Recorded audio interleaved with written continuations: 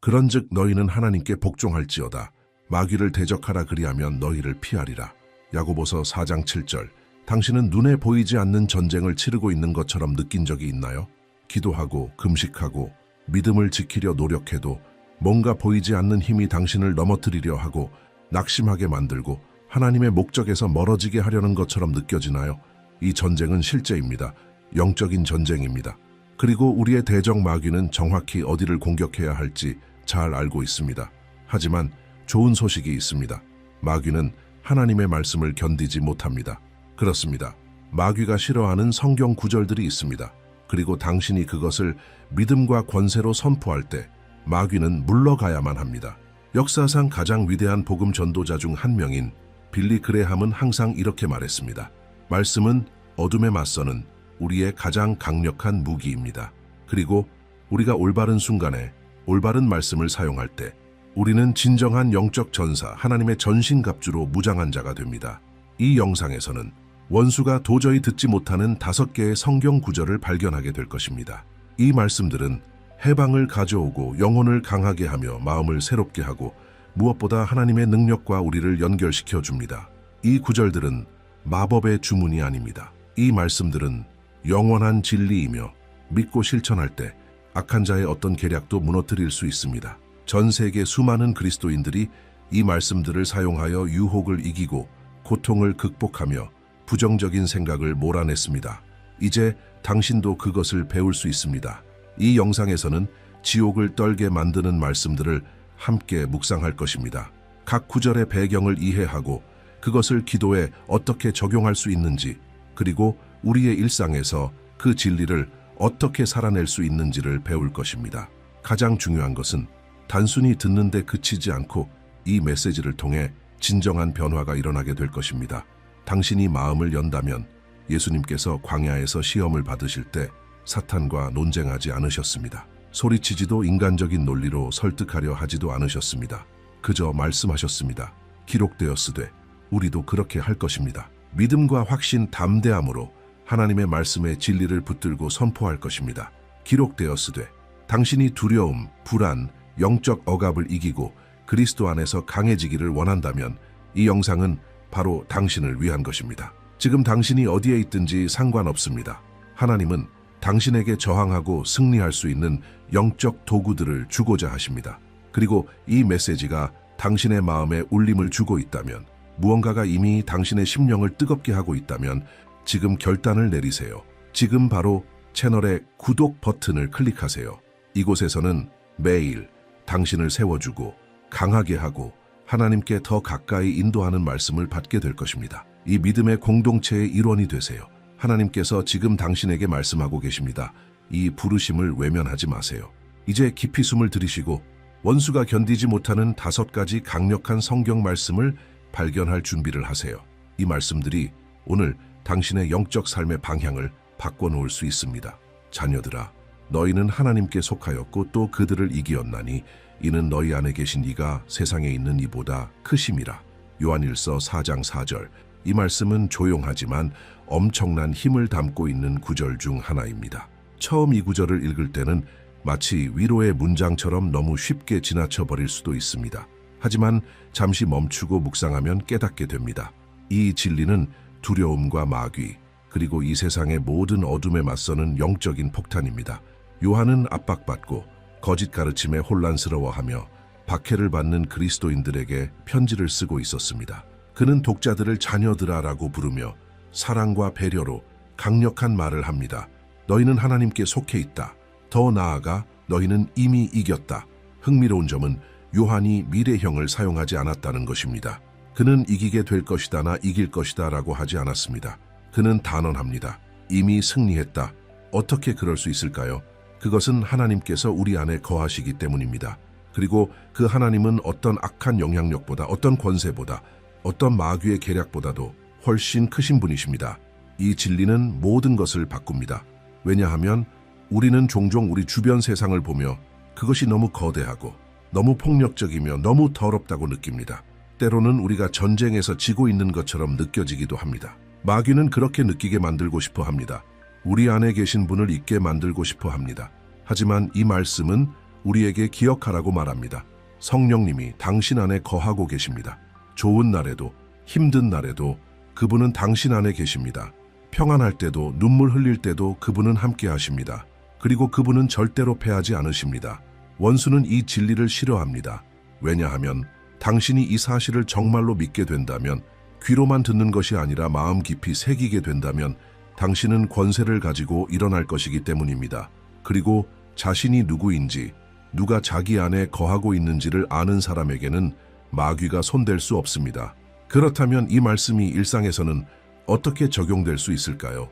이제 추상적인 말에서 벗어나 현실 속으로 들어가 봅시다. 한 신실한 믿음의 청년 자매가 대학에 입학합니다. 그러나 그곳은 성경과는 반대되는 이념들, 조롱, 침묵을 강요하는 미묘한 압력, 그리고 하나님을 믿는다는 이유로 받는 무시로 가득합니다. 어떤 순간에는 자신이 외톨이 같고 믿음이 너무 연약하게 느껴지기도 합니다. 그런데 기도하는 중 그녀는 어릴 적 교회에서 들었던 한 말씀을 기억해냅니다. 내 안에 계신 이가 세상에 있는 이보다 크시다. 그녀는 소리치지 않습니다. 누구와 맞서 싸우지도 않습니다. 하지만 마음 깊은 곳에서 무언가가 굳건해집니다. 수업과 수업 사이, 가끔은 아무 말 없이 마음속으로 이 말씀을 되뇌이며 그녀는 점점 강해집니다. 그녀는 혼자가 아닙니다. 그 강의실 안에도 성령님이 함께 계십니다. 성령님은 조롱보다, 그 시스템보다, 어떤 이념보다 더 크신 분입니다. 이것이 바로 살아있는 믿음입니다. 이것이 바로 말씀을 무기로 사용하는 것입니다. 그리고 이건 실제로 효과가 있습니다. 또 다른 예를 들어볼까요? 이번에는 가정 안에서입니다. 한 남성이 포르노 중독과 싸우고 있습니다. 여러 번 끊으려 했고 눈물 흘렸고 하나님께 수없이 약속도 했지만 반복해서 무너지고 맙니다. 어느 새벽 또다시 넘어지고 난 후 그는 수치심에 사로잡혀 나는 이걸 절대 못 이겨 라고 생각합니다. 그때 그는 성경을 펴고 읽습니다. 내 안에 계신 이가 세상에 있는 이보다 크시다. 그는 다시 읽습니다. 또 읽습니다. 그리고 마침내 깨닫습니다. 내가 이기는 것은 내 힘으로 되는 것이 아니라 내 안에 계신 분으로 말미암는 것이다. 그는 전략을 바꾸기로 결심합니다. 더 이상 자신의 자격이나 의로움에 근거하여 기도하지 않고 자신과 함께 계신 분을 의지하여 기도하기 시작합니다. 그리고 유혹이 올 때마다 그는 이렇게 큰 소리로 선포합니다. 내 안에 계신 이가 더 크시다. 나는 하나님께 속한 자다. 이것은 더 이상 나를 지배하지 못한다. 조금씩 그는 승리하기 시작합니다. 넘어지고 다시 일어나기를 반복하면서도 이제 그는 성령님의 능력이 실제임을 깨닫습니다. 그는 더 이상 죄의 종으로 살 필요가 없습니다. 이 말씀은 마치 하나님께서 어두운 날들을 위해 남겨주신 기억장치와도 같습니다. 길 한가운데 놓인 표지판처럼 이렇게 말하고 있는 것입니다. 계속 가라. 나는 네 안에 있다. 그리고 나는 더 크다. 당신이 지금 두려움과 싸우고 있다면, 영적인 억압에 눌려 있다면, 마음이 혼란스럽거나 반복되는 유혹에 시달리거나 심지어 극심한 무력감에 빠져 있다면 이것 하나만은 꼭 기억하세요. 당신은 혼자가 아닙니다. 당신 안에 거하시는 성령님은 그 모든 것보다 더 크신 분이십니다. 그리고 그분은 단순히 보이지 않는 힘이 아니라 지금도 살아 역사하시는 임재이십니다. 그분은 당신을 인도하고 위로하고 강하게 하시며 보호하십니다. 그리고 당신이 이 말씀을 선포할 때 당신은 영적 세계를 움직이는 믿음을 활성화시키는 것입니다.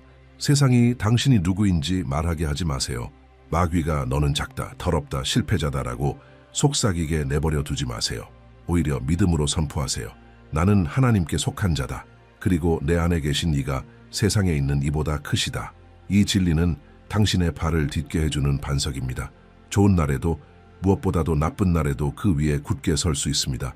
이것을 마음에 깊이 새기세요. 승리는 이미 이루어졌습니다.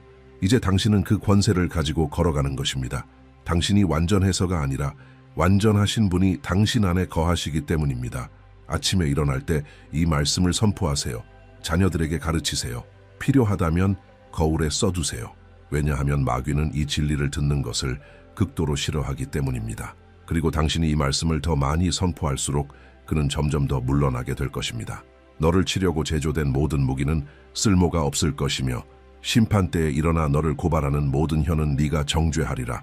이것이 여호와의 종들의 기업이요 그들의 의는 내게서 난 것이라. 여호와의 말씀이니라. 이사야 54장 17절. 이 말씀은 마치 하늘의 권세로 인쳐진 하나님의 약속과도 같습니다. 마치 하나님께서 친히 전쟁터에 내려오셔서 당신 곁에 서시며 이렇게 말씀하시는 듯합니다. 무엇이 너를 대적하여 일어날지라도 그것이 원수에게서 온 것이라면 결코 성공하지 못할 것이다. 이사야 54장 17절은 아마도 상황에 따라라는 조건이 아닙니다. 이것은 분명한 승리의 선언입니다. 하나님께서는 원수가 시도조차 못할 거라고 하시지 않습니다. 오히려 그 반대입니다. 무기가 만들어질 것이라고 경고하십니다. 마귀는 시도할 것입니다. 계획할 것입니다. 움직일 것입니다. 하지만 결국에는 성공하지 못할 것입니다. 마귀는 이 말씀을 싫어합니다. 왜냐하면 이 말씀은 우리 마음에서 두려움을 제거하기 때문입니다. 이 말씀은 마귀가 가장 자주 사용하는 무기, 공포를 무력화시킵니다. 마귀는 당신이 늘 공격, 상실, 실패에 대한 두려움 속에서 살기를 원합니다. 그러나 당신이 어떤 무기도 성공하지 못한다 고 믿기 시작하면 당신은 불안이 아닌 확신 가운데 살기 시작하게 됩니다. 이 확신은 자기 힘에서 나오는 것이 아닙니다. 하나님의 보호하심에서 비롯됩니다. 이사야가 말하는 제조된 무기는 우연한 것이 아닙니다. 그것은 맞춤형 공격입니다. 마귀는 우리의 약점, 과거의 상처, 연약한 부분을 연구합니다. 그는 마치 어둠 속에서 일하는 대장장이처럼 정밀하게 무기를 제작합니다. 그러나 하나님께서는 이렇게 말씀하십니다. 무엇을 만들든 상관없다. 실패할 것이다. 이것을 실제 상황에 적용해 봅시다. 한 가장이 결혼의 위기, 실직, 쌓여가는 빚으로 인해 모든 것이 무너져 내리는 것 같은 상황에 놓여 있습니다. 그의 마음에 화살처럼 날아오는 생각들이 있습니다. 넌 실패자야. 너는 무가치해. 네 가정은 곧 무너질 거야. 이것들이 바로 제조된 무기들입니다. 그리고 그가 이 음성들에 귀 기울이고 믿기 시작하면 그는 점점 더 깊이 빠져들게 됩니다. 하지만 그가 눈물 속에서도 일어나 믿음으로 이렇게 선포한다면 나를 치려고 제조된 어떤 무기도 성공하지 못한다. 나는 여호와의 종이기 때문이다. 그 순간부터 무언가가 바뀌기 시작합니다. 그는 여전히 갚아야 할 빚이 있을 것이고 결혼 생활에서도 여전히 도전이 있을 것입니다. 하지만 이제 그는 하나님의 약속으로 덧입혀졌습니다. 그리고 그 약속은 두려움을 무력화시키기 시작합니다. 그는 혼자 싸우는 것이 아닙니다. 하나님께서 그의 편에서 싸우고 계십니다. 원수가 자주 만들어내는 또 다른 무기는 말입니다. 그렇습니다. 말입니다. 부당한 비난, 거짓된 소문, 악의적인 험담, 이런 말들은 사람의 심령을 무너뜨릴 수 있습니다. 하지만 이사야는 계속해서 이렇게 말합니다. 심판때에 일어나 너를 고발하는 모든 혀는 네가 정죄하리라. 즉, 악한 말조차도 하나님의 심판 앞에서는 한계를 가집니다. 하나님은 당신의 명예를 지키시는 분이십니다. 당신의 의로움은 당신 스스로 변호하지 않아도 됩니다. 하나님은 의로우신 재판장이십니다. 이 말씀은 교회 안에서 공격을 당할 때 특히 깊은 위로가 됩니다. 그 상처는 세상의 어떤 말보다 더 깊이 찌를 수 있습니다. 사랑 없는 비판, 정죄, 배제, 그것은 소리 없이 깊이 파고드는 무기입니다. 하지만 그 사람이 이 약속을 기억하고 이렇게 기도할 때 주님, 주께서 말씀하시기를 나를 고발하는 어떤 혀도 형통하지 못한다고 하셨습니다. 이 모든 것을 주의 손에 맡깁니다. 그때 그는 평안을 경험하게 됩니다. 왜냐하면 하나님께서 직접 일하시기 때문입니다. 하나님께서 드러내시고 밝히시며 그를 신뢰하는 자들을 친히 변호하십니다. 이제 또 다른 상황을 살펴봅시다. 한 젊은 그리스도인 자매가 직장에서 압박을 받기 시작합니다. 음란한 제안, 죄에 빠지도록 유혹하는 초대, 그리고 그녀가 아니요라고 말할 때마다 돌아오는 조롱들.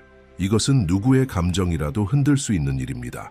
하지만 이 자매는 이사야 54장 17절을 묵상하며 이렇게 결단합니다. 시도는 할 수 있겠지만 나를 대적하여 오는 것은 어떤 것도 이기지 못한다. 나는 여호와께 속한 자이기 때문이다. 이 내면의 확신은 그녀의 생각을 지켜줍니다. 그녀의 영혼은 강해집니다. 그리고 마귀는 물러갑니다. 왜냐하면 그는 믿음으로 저항하는 사람을 견디지 못하기 때문입니다. 아마 지금 당신도 힘든 시간을 지나고 있을지 모릅니다. 어떤 상실, 어떤 배신, 혹은 아무도 보지 못하지만 매일같이 느껴지는 내면의 공격 속에 있을 수도 있습니다. 어쩌면 지금 이 순간에도 무언가가 당신을 향해 제조되고 있을지도 모릅니다. 법적인 문제, 가정의 갈등, 마음속의 전쟁. 그러나 당신은 반드시 기억해야 합니다. 이 약속은 여전히 당신의 것입니다.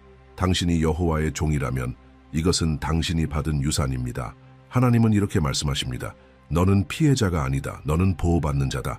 이 보호는 우리가 고통을 느끼지 않는다는 뜻이 아닙니다. 우리가 시험을 겪지 않는다는 말도 아닙니다. 그러나 이 말씀이 뜻하는 바는 명확합니다. 하나님의 목적이 반드시 이루어질 것이며 원수의 계획은 결국 무너진다는 것입니다. 그리고 마지막으로 더욱 강력한 진리가 있습니다.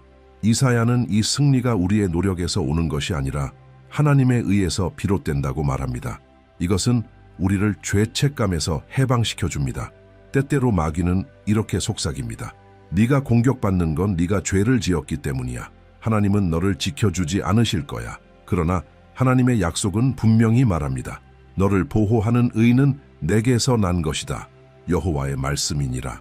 즉 당신의 과거가 아니라 오늘 당신 위에 임한 하나님의 은혜로 보호받고 있는 것입니다.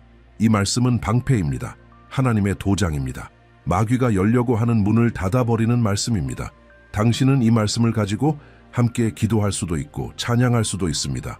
노트에 적어 냉장고에 붙일 수도 있고 자녀들에게 가르칠 수도 있습니다. 잠자기 전 소리내어 암송할 수도 있습니다. 왜냐하면 마귀는 그리스도인이 이 진리를 자기 것으로 붙드는 것을 가장 싫어하기 때문입니다. 그는 이 약속 위에 굳게 선 마음을 결코 이길 수 없다는 것을 알기 때문입니다. 그런즉 너희는 하나님께 복종할지어다. 마귀를 대적하라 그리하면 너희를 피하리라. 야고보서 4장 7절. 이 구절은 성경에서 가장 직접적이고 도전적인 말씀 중 하나입니다. 그리고 그렇기 때문에 마귀가 가장 싫어하는 말씀 중 하나입니다. 이것은 제안이 아닙니다. 가능성도 아닙니다. 이것은 약속이 담긴 명령입니다. 마귀는 잘 알고 있습니다. 만약 그리스도인이 이 말씀에 순종하면 그는 도망칠 수밖에 없다는 것을. 하지만 이 구절에는 아주 중요한 비밀이 담겨 있습니다. 이 말씀은 두 부분으로 나뉘며 그 둘은 결코 분리될 수 없습니다. 첫 번째는 그런즉 너희는 하나님께 복종할지어다. 그리고 나서야 마귀를 대적하라 그리하면 너희를 피하리라. 즉 마귀를 대적할 수 있는 권세는 우리의 힘이나 용기에서 나오는 것이 아니라 하나님의 권위 아래 거하는 것에서 비롯됩니다. 하나님께 복종한다는 것은 그분의 뜻에 순복하고 그분의 말씀에 순종하며 그분의 주되심을 인정하는 삶을 말합니다. 우리가 하나님의 임재에서 멀어져 있거나 숨겨진 죄를 계속 품고 있으면서 마귀를 물리치려 해도 그 권세는 작동하지 않습니다. 이것이 바로 마귀가 이 말씀을 싫어하는 또 다른 이유입니다. 왜냐하면 이 말씀은 진짜 영적 승리의 길을 드러내기 때문입니다. 그것은 외적인 소리나 감정이 아니라 내적인 복종과 믿음으로 이루어지는 것입니다. 이제 이 진리를 실제 삶에 적용해 봅시다. 오랜 시간 동안 음란하고 부정한 생각에 시달려온 한 사람이 있습니다. 그것은 마치 보이지 않는 사슬처럼 그를 끌어당겼고 그는 어느 순간 자신이 너무 약하고 더러워서 바뀔 수 없다고 받아들이게 되었습니다. 하지만 어느 날 그는 야고보서 4장 7절의 말씀을 듣고 무언가가 바뀝니다. 그녀는 진심으로 하나님께 돌아오기 시작합니다. 영적인 문들을 닫고 삶을 다시 주님께 드리며 아침마다 기도하고 금식하고 말씀을 다시 붙잡습니다. 그리고 이 새로운 항복의 자리에서 그녀는 믿음으로 일어섭니다. 이제 나는 대적합니다. 예수님의 이름으로 나는 마귀를 대적합니다. 그러면 무슨 일이 일어날까요? 마귀는 도망칩니다. 왜냐하면 말씀은 분명하기 때문입니다. 망설일 거라고 하지 않았습니다. 더 오래 싸울 거라고도 하지 않았습니다. 오직 이렇게 말합니다. 그가 너희를 피하리라. 하나님 안에 굳건히 선 신자는 지옥에게 너무나도 위험한 존재가 됩니다. 이 원리는 우리의 삶의 다른 많은 영역에도 그대로 적용됩니다. 한번 이런 상황을 떠올려 봅시다. 한 10대 학생이 학교에서 지속적으로 괴롭힘을 당하고 있습니다. 그는 그리스도인으로서 바르게 살려고 하지만 그 때문에 조롱을 받습니다. 그러다 보니 마귀가 속삭이기 시작합니다. 너는 약해. 넌 절대 어울리지 못해. 넌 아무것도 아니야. 그는 점점 그 말들을 믿기 시작합니다. 자존감은 무너지고 삶에 대한 의욕도 사라져갑니다. 하지만 그때 한 청년부 리더가 야고보서 4장 7절의 말씀을 그와 나눕니다. 그리고 그 말씀을 통해 그는 다르게 보기 시작합니다. 내가 저항할 수 있구나. 마귀가 내 안에 심으려는 거짓에 아니라고 말할 수 있구나. 내가 하나님 안에 굳게 서 있으면 마귀는 도망친다. 그는 자신의 자세를 바꿉니다. 누군가를 되갚거나 공격하지 않습니다. 그는 단지 그리스도 안에서 자신이 누구인지에 굳게 서기 시작합니다. 그리고 매일같이 이렇게 선포합니다. 나는 하나님의 사랑받는 자다. 나는 부르심을 받은 자다. 나는 마귀를 대적하고 그는 내게서 도망친다. 조금씩 그 마음의 짓눌림이 사라지고 힘이 돌아옵니다. 그리고 자신을 얕보고 지배하려 했던 마귀는 결국 물러나고 맙니다. 저항하는 행위는 육체적인 외침이 아닙니다. 그것은 영적인 결단입니다. 저항한다는 것은 죄에 굴복하지 않기로 선택하는 것입니다. 속임수의 문을 닫는 것입니다. 비난의 소리를 진리의 말씀으로 잠잠케 하는 것입니다. 그리고 이 모든 것은 오직 우리가 먼저 하나님께 복종할 때 가능해집니다. 오늘날 많은 사람들이 마귀를 대적하고 싶어 하지만 아직 하나님께 완전히 항복하지 않았습니다. 그래서 여전히 취약한 상태에 머물러 있습니다.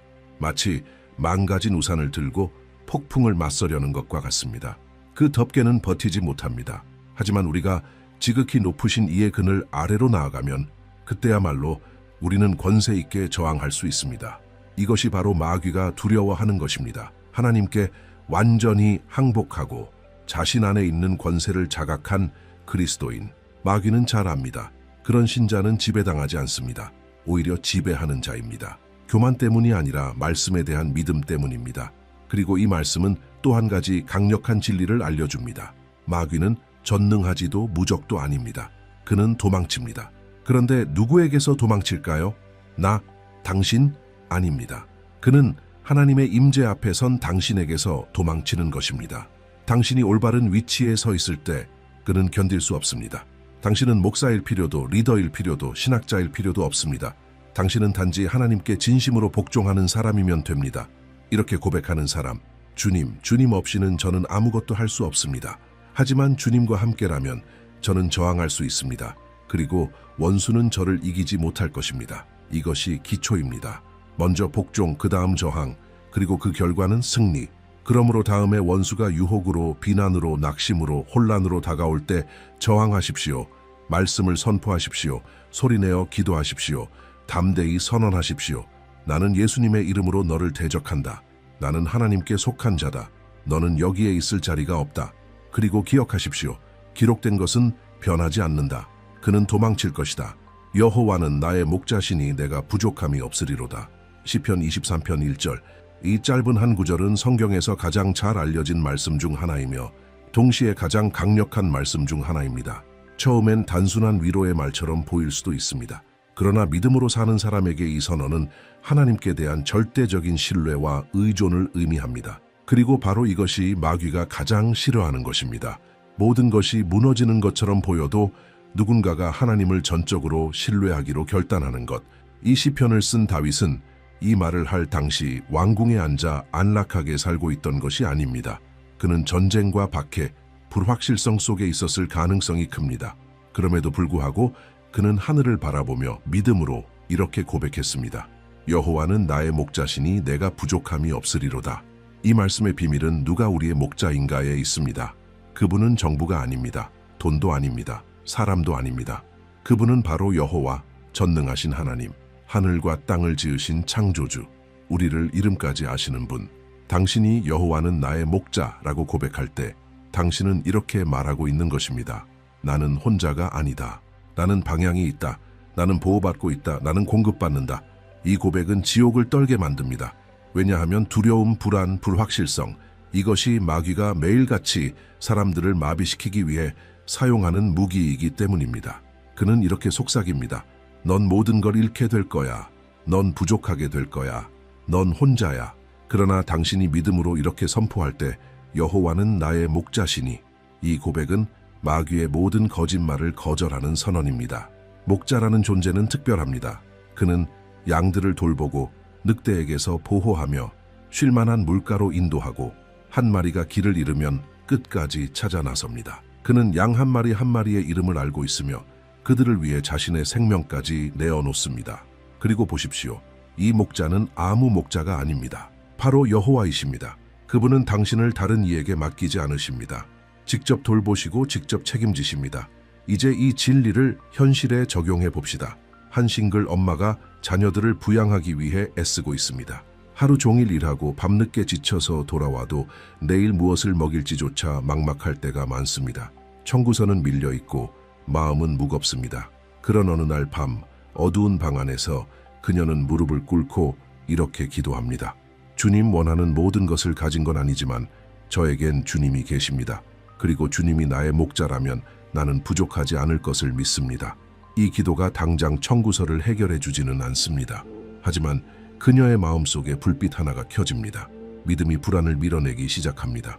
그리고 놀랍게도 다음 날 누군가 식료품을 들고 찾아오거나 뜻밖의 기회가 열리거나 아니면 설명할 수 없는 평안이 찾아옵니다. 그녀는 깨닫습니다. 하나님의 돌보심은 절대 실패하지 않는다. 이것이 말씀을 사는 것입니다. 모든 상황이 반대로 외칠 때 신뢰하기로 선택하는 것. 마귀는 이런 믿음을 싫어합니다. 왜냐하면 그는 우리가 걱정과 염려에 사로잡히기를 원하기 때문입니다. 그러나 당신이 이렇게 선포할 때 나는 부족하지 않다. 당신은 말하고 있는 것입니다. 나의 공급은 하늘에서 온다. 그것은 끊어질 수 없다. 또 다른 예를 볼까요?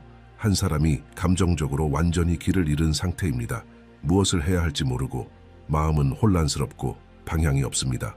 하지만 시편 23편을 읽으며 깨닫습니다. 목자이신 주님은 인도하시는 분이라는 것을. 그리고 그 사람은 이 말씀에 근거하여 기도하기 시작합니다. 주님, 나를 목자처럼 인도해 주세요. 더 이상 제 뜻대로 결정하고 싶지 않습니다. 그렇게 기도한 며칠 후 잘못된 문들이 닫히기 시작합니다. 그리고 서서히 어두웠던 길이 밝아지기 시작합니다. 마음이 요동치던 자리에 평안이 찾아옵니다. 이것이 바로 선한 목자의 손길이 움직이고 있다는 증거입니다. 이 시편의 말씀은 인간의 교만도 건드립니다. 왜냐하면 이 말씀은 항복을 요구하기 때문입니다. 목자가 필요하다는 것을 인정하는 것은 나는 스스로 할 수 없습니다. 라고 고백하는 것이기 때문입니다. 그리고 마귀는 자기 힘으로 살겠다는 교만에 묶인 사람들을 다루기 쉬워합니다. 그래서 누군가가 자존심을 내려놓고 하나님의 돌보심에 자신을 맡길 때 그는 분노합니다. 왜냐하면 그는 잘 알기 때문입니다. 하나님은 겸손한 자를 높이시고 교만한 자는 대적하신다는 것. 또 한 가지 중요한 표현이 있습니다. 다윗은 단지 먹을 것이 부족하지 않다 하거나 집이 없지 않을 것이다 라고 말하지 않았습니다. 그는 이렇게 고백합니다. 내게 부족함이 없으리로다. 그 의미는 이렇습니다. 하나님 안에는 삶에 꼭 필요한 모든 것이 채워진다는 것입니다. 영적으로, 감정적으로, 물질적으로. 이것은 우리가 원하는 모든 것을 얻는다는 뜻은 아닙니다.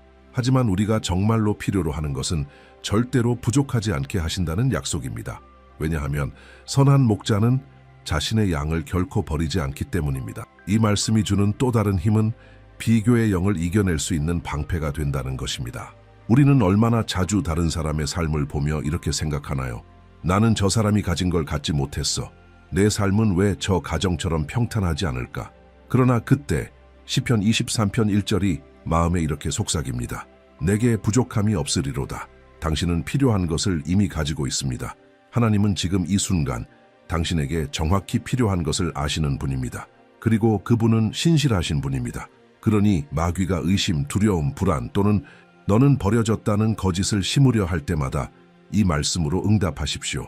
비록 목소리가 떨릴지라도 믿음으로 선포하세요. 여호와는 나의 목자시니 나에게 부족함이 없으리로다. 아침에 일어날 때 말하세요. 중요한 결정을 앞두고 말하세요. 위기의 한가운데서 선포하세요. 휴대폰 메모장에 적고 냉장고에 붙이고 자녀에게 가르치세요. 왜냐하면 당신이 이 말씀을 더 많이 선포할수록 믿음은 자라고 마귀는 물러가기 때문입니다. 이 약속은 당신의 것입니다. 이 말씀을 붙드십시오. 살아내십시오. 당신의 목자 되신 주님을 신뢰하십시오. 그분은 결코 실패하지 않으십니다. 이같이 그가 여러 날을 하는지라 바울이 심히 괴로워하여 돌이켜 그 귀신에게 이르되 예수 그리스도의 이름으로 내가 네게 명하노니 그 여자에게서 나오라 하니 귀신이 즉시 나오니라. 사도행전 16장 18절. 이 구절은 강력한 영적 장면을 보여줍니다. 바울은 복음을 전하기 위해 빌립보에 있었고 한 여종이 따라다니며 소리쳤습니다. 이 사람들은 지극히 높으신 하나님의 종이라. 말만 보면 옳은 것 같지만 그 안에는 속임의 영이 있었습니다. 바울은 며칠 동안 이를 참았지만 마침내 성령의 권위로 선포합니다. 예수 그리스도의 이름으로 내가 내게 명하노니 나오라. 그리고 그 즉시 그 영은 떠났습니다. 마귀는 이 말씀을 싫어합니다. 왜냐하면 이 말씀은 하나님의 자녀들이 예수의 이름 안에 가진 권세를 보여주기 때문입니다. 이 이름은 그냥 어떤 이름이 아닙니다. 모든 이름 위에 뛰어난 이름이며 하늘과 땅 아래에 있는 모든 존재가 무릎 꿇게 될 이름입니다. 빌립보서 2장 10절. 이 권세는 의식이 아닙니다. 미신도 아닙니다. 예수라는 이름을 마치 주문처럼 외우는 것이 아닙니다. 이것은 성령으로 충만한 자, 자신 안에 담긴 능력을 알고 믿는 자의 선언입니다. 바울은 사람들을 감동시키기 위해 쇼를 한 것이 아니었습니다. 그는 영적인 확신으로 행동했고 그 확신이 영적 세계를 흔들었습니다. 그리고 악한 영은 그 즉시 떠났습니다. 이 말씀은 우리에게 분명히 가르쳐 줍니다. 삶의 어떤 순간에는 단지 악을 무시하는 것으로는 충분하지 않다. 그것을 대면하고 대적해야 할 때가 있다. 그리고 우리는 그것을 우리 자신의 이름으로 하는 것이 아니라 예수 그리스도의 이름으로 하는 것입니다. 이제 이 진리를 실제 상황에 적용해 봅시다. 한 남성이 자신의 가정 안에 지속적인 다툼이 일어나고 있음을 느낍니다. 갑작스럽게 집안 전체가 혼란에 빠지고 아내와는 대화가 안 되고 자녀들은 각자 방에 틀어박히고 집안의 분위기는 무겁고 답답하기만 합니다. 그는 기도는 하지만 무언가 영적인 세력이 이 가정을 지배하려 한다는 것을 감지합니다. 그러다 어느 날 그는 더 이상 참지 않기로 결심합니다. 이른 새벽에 일어나 집안을 돌며 믿음으로 선포합니다. 예수 그리스도의 이름으로 선언하노니 모든 혼란의 영, 분열의 영, 다툼의 영은 지금 즉시 이 집을 떠날지어다. 이 집은 주 예수께서 다스리시는 곳이다. 그는 절박해서 소리치는 것이 아닙니다. 그는 권세를 행사하고 있는 것입니다. 그 결과는 어떨까요? 집안의 공기가 달라집니다. 말다툼은 줄어들고 닫혀있던 마음의 문들이 열리기 시작합니다. 영적 문이 닫히고 평안이 다시 찾아옵니다. 왜일까요? 마귀는 믿음으로 선포된 예수의 이름 앞에서는 절대 버틸 수 없기 때문입니다. 또 다른 상황을 생각해 봅시다. 오랫동안 신앙생활을 해온 한 여성이 있습니다. 그녀는 어느 순간부터 반복적인 악몽에 시달리기 시작합니다. 한밤중에 공포에 질려 깨어나고 누군가 지켜보는 듯한 기이한 감각에 사로잡힙니다. 그녀는 속삭이며 기도하지만 공격은 계속됩니다. 그러던 어느 날 밤 또다시 두려움에 눈을 뜬 그녀는 더 이상 침묵하지 않습니다. 그녀는 침대에서 일어나 이렇게 선포합니다. 예수님의 이름으로 명하노니 나를 억누르려는 모든 어둠의 영은 지금 당장 떠날지어다. 나는 어린 양의 피로 씻김 받은 자다. 그 순간 마치 어둠 속에 빛이 켜진 것 같은 평안이 밀려옵니다. 왜냐하면 예수의 이름은 모든 어둠을 몰아내는 빛이기 때문입니다. 이러한 상황들은 생각보다 훨씬 더 흔합니다. 많은 그리스도인들이 고통 속에서도 침묵한 채 살아갑니다. 왜냐하면 자신에게 악을 꾸짖을 권세가 있다는 사실을 모르기 때문입니다. 마귀는 사람들이 수동적으로 두려움에 사로잡혀 마치 인질처럼 살아가길 원합니다. 하지만 이 말씀은 분명하게 보여줍니다. 예수를 믿는 자는 인질이 아닙니다.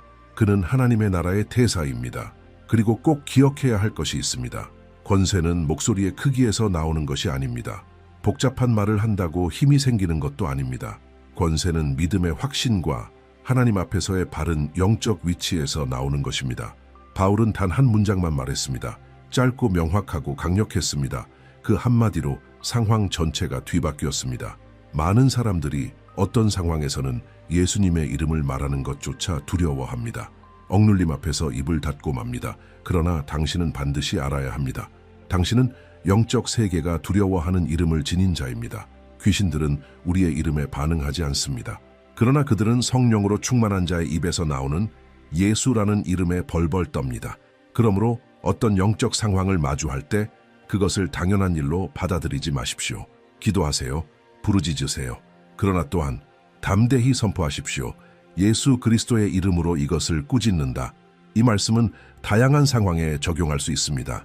예를 들어 마음속에 두려움, 불안, 정죄의 생각이 계속해서 밀려올 때 이렇게 선포할 수 있습니다. 두려움과 불안, 정죄의 생각들아, 예수의 이름으로 지금 즉시 내 마음에서 떠날지어다. 또 가정이나 일터, 심지어 기도 중에도 무언가 분위기가 이상하게 느껴질 때 예수의 이름으로 선포하십시오. 예수님의 이름은 영적인 열쇠입니다. 그 이름은 문을 열고 닫고 끊고 풀고 자유케 합니다. 하지만 꼭 기억하세요. 이 권세는 그리스도 안에 사는 자에게 주어진 것입니다. 예수님의 이름은 하나님과의 관계없이 그저 주문처럼 사용할 수 있는 것이 아닙니다. 사도행전에는 어떤 사람이 예수님의 이름을 흉내내어 귀신을 쫓으려다 오히려 조롱당하고 공격당한 사건이 나옵니다. 사도행전 19부 13, 36. 그들은 영적으로 비어 있었고 관계없는 자들이었습니다. 예수의 이름은 믿음과 순종 안에서 살아가는 자에게만 주어지는 능력의 열쇠입니다. 그리고 당신이 그분 안에 있다면 그 이름은 지금도 동일한 권세로 역사합니다. 그러므로 첫 번째 단계는 이것입니다. 예수님과 진짜 관계를 맺으십시오. 순종 가운데 사십시오. 말씀으로 마음을 채우십시오. 그리고 나서 하나님의 자녀로서 당신에게 주어진 그 이름을 사용하십시오. 이 말씀은 우리에게 분명하게 상기시켜 줍니다. 우리는 단순히 영적으로 겨우 살아남기 위해 이 땅에 있는 것이 아닙니다. 우리는 저항하고 쫓아내고 자유롭게 살도록 부름받은 자들입니다. 그리고 참된 자유는 오직 예수님의 이름이 인식되고 선포되고 높임받는 곳에서만 존재합니다. 오늘 당신은 마귀가 가장 싫어하는 5가지 강력한 말씀을 알게 되었습니다. 그 이유는 그 말씀이 단지 아름답기 때문이 아니라 권세와 진리, 자유를 담고 있기 때문입니다. 각 말씀은 거짓을 깨뜨리고 비난을 잠재우며 당신의 마음과 가정, 삶에서 악한 영을 쫓아낼 수 있는 능력을 가지고 있습니다. 함께 다시 되새겨 봅시다. 너희 안에 계신 이가 세상에 있는 이보다 크심이라. 요한일서 4:4. 당신은 혼자가 아닙니다. 당신 안에 계신 성령님은 어떤 어둠보다 강하십니다. 너를 치려고 제조된 모든 무기는 쓸모가 없을 것이다. 이사야 54:17. 원수는 시도할 수 있지만 결국 실패합니다. 여호와의 종에게는 영적 보호가 약속되어 있습니다. 하나님께 복종하라. 마귀를 대적하라. 그리하면 너희를 피하리라. 야고보서 4:7. 하나님께 먼저 복종하고 믿음으로 원수에게 맞서십시오. 그는 견디지 못하고 떠납니다. 여호와는 나의 목자시니 내게 부족함이 없으리로다. 시편 23:1. 선한 목자의 돌보심은 결핍, 외로움, 버림받음의 두려움을 사라지게 합니다. 예수 그리스도의 이름으로. 그러나 우리 주 예수 그리스도를 통하여 우리에게 승리를 주시는 하나님께 감사하노라. 고린도전서 15장 57절. 당신은 하늘이 열리고 하나님의 응답이 당신을 향해 오고 있는 것처럼 무언가 위대한 일이 일어날 것 같은 느낌을 받아본 적이 있나요? 그 감정은 상상이 아닙니다. 그것은 움직이는 믿음입니다. 오늘 저는 당신에게 초대하고 싶습니다. 준비하십시오. 왜냐하면 하나님께서 당신에게 놀라운 승리를 주시려 하고 계시기 때문입니다. 그래요, 놀라운 승리입니다. 하나님은 평범하게 일하지 않으십니다. 인간의 논리대로 응답하지 않으십니다. 하나님은 놀라게 하십니다. 조롱받던 자를 일으키시고 희망이 없다고 여겨졌던 곳에 치유를 베푸시며 벽분이던 곳에 문을 여십니다. 그리고 그분이 움직이실 때 하늘도 흔들립니다. 오늘 영상에서는 20세기 최고의 설교자 중 한 사람인 빌리 그레이엄의 가르침에서 영감을 받아 하나님께서 자신의 자녀들을 어떻게 위대한 승리로 이끄시는지를 깊이 있게 나눌 것입니다. 빌리는 항상 말했습니다. 하나님은 위기의 순간에 강하게 역사하시며 진정한 그리스도인은 모든 것이 무너지는 것처럼 보일 때도 믿음으로 기다릴 줄 아는 사람이라고 말이죠. 그런데 왜 하나님은 종종 마지막 순간까지 기다리실까요? 왜 그분이 주시는 승리는 거의 언제나 고된 싸움이나 침묵 또는 고통의 시간을 지나고 나서야 찾아오는 걸까요? 이 영상에서는 그 질문에 대한 답을 찾아갈 것입니다. 더 나아가 우리는 어떻게 영적으로 준비하고 승리를 받을 수 있는 위치에 설 수 있는지도 배울 것입니다. 단순히 기다리는 것만으로는 부족합니다. 마음을 정렬하고 귀를 열고 두려움보다 믿음이 더 크게 말하게 해야 합니다. 성경에는 이런 예들이 넘칩니다. 요셉은 배신당하고 팔려가 감옥에서 잊혀졌지만 결국 이집트의 총리가 되었습니다. 다윗은 가족의 무시와 사울의 생명의 위협을 겪은 후에야 왕이 되었습니다. 그리고 예수님, 우리의 구세주는 영광스러운 부활 전에 십자가를 지셨습니다. 승리는 전투 없이는 오지 않습니다. 그러나 좋은 소식이 있습니다. 하나님은 이미 당신의 이야기의 끝을 선언하셨습니다. 그리고 그 끝은 승리입니다. 아마도 당신은 지쳐 있을지도 모릅니다. 어쩌면 모든 것이 정체된 것처럼 느껴지는 시기를 지나고 있을지도 모릅니다. 그러나 오늘 이 말씀이 당신에게 도달한 것은 하나의 신호입니다. 승리가 오고 있습니다. 그리고 그 승리가 도착할 때 그것은 너무나 크고 예상치 못하고 영광스러워서 의심하던 사람들조차 인정할 수밖에 없을 것입니다. 그것은 하나님께서 하신 일이다. 이 영상에서는 당신이 영적으로 승리에 맞춰 정렬될 수 있도록 도와주는 하나님의 말씀에 기초한 6가지 기독교 원칙을 나누려 합니다. 믿으세요. 각 원칙은 오늘 막혀 있는 것처럼 보이는 당신의 삶의 영역을 열쇠처럼 열 수 있는 능력을 가지고 있습니다. 이 가르침들은 당신이 도전을 바라보는 시각을 변화시킬 수 있습니다. 문제의 크기가 결과를 결정하는 것이 아니라 당신이 섬기는 하나님의 크기가 모든 것을 결정한다는 사실을 기억하게 할 것입니다. 그러므로 지금 아직 구독하지 않으셨다면 이 채널에 구독하시기를 초대합니다.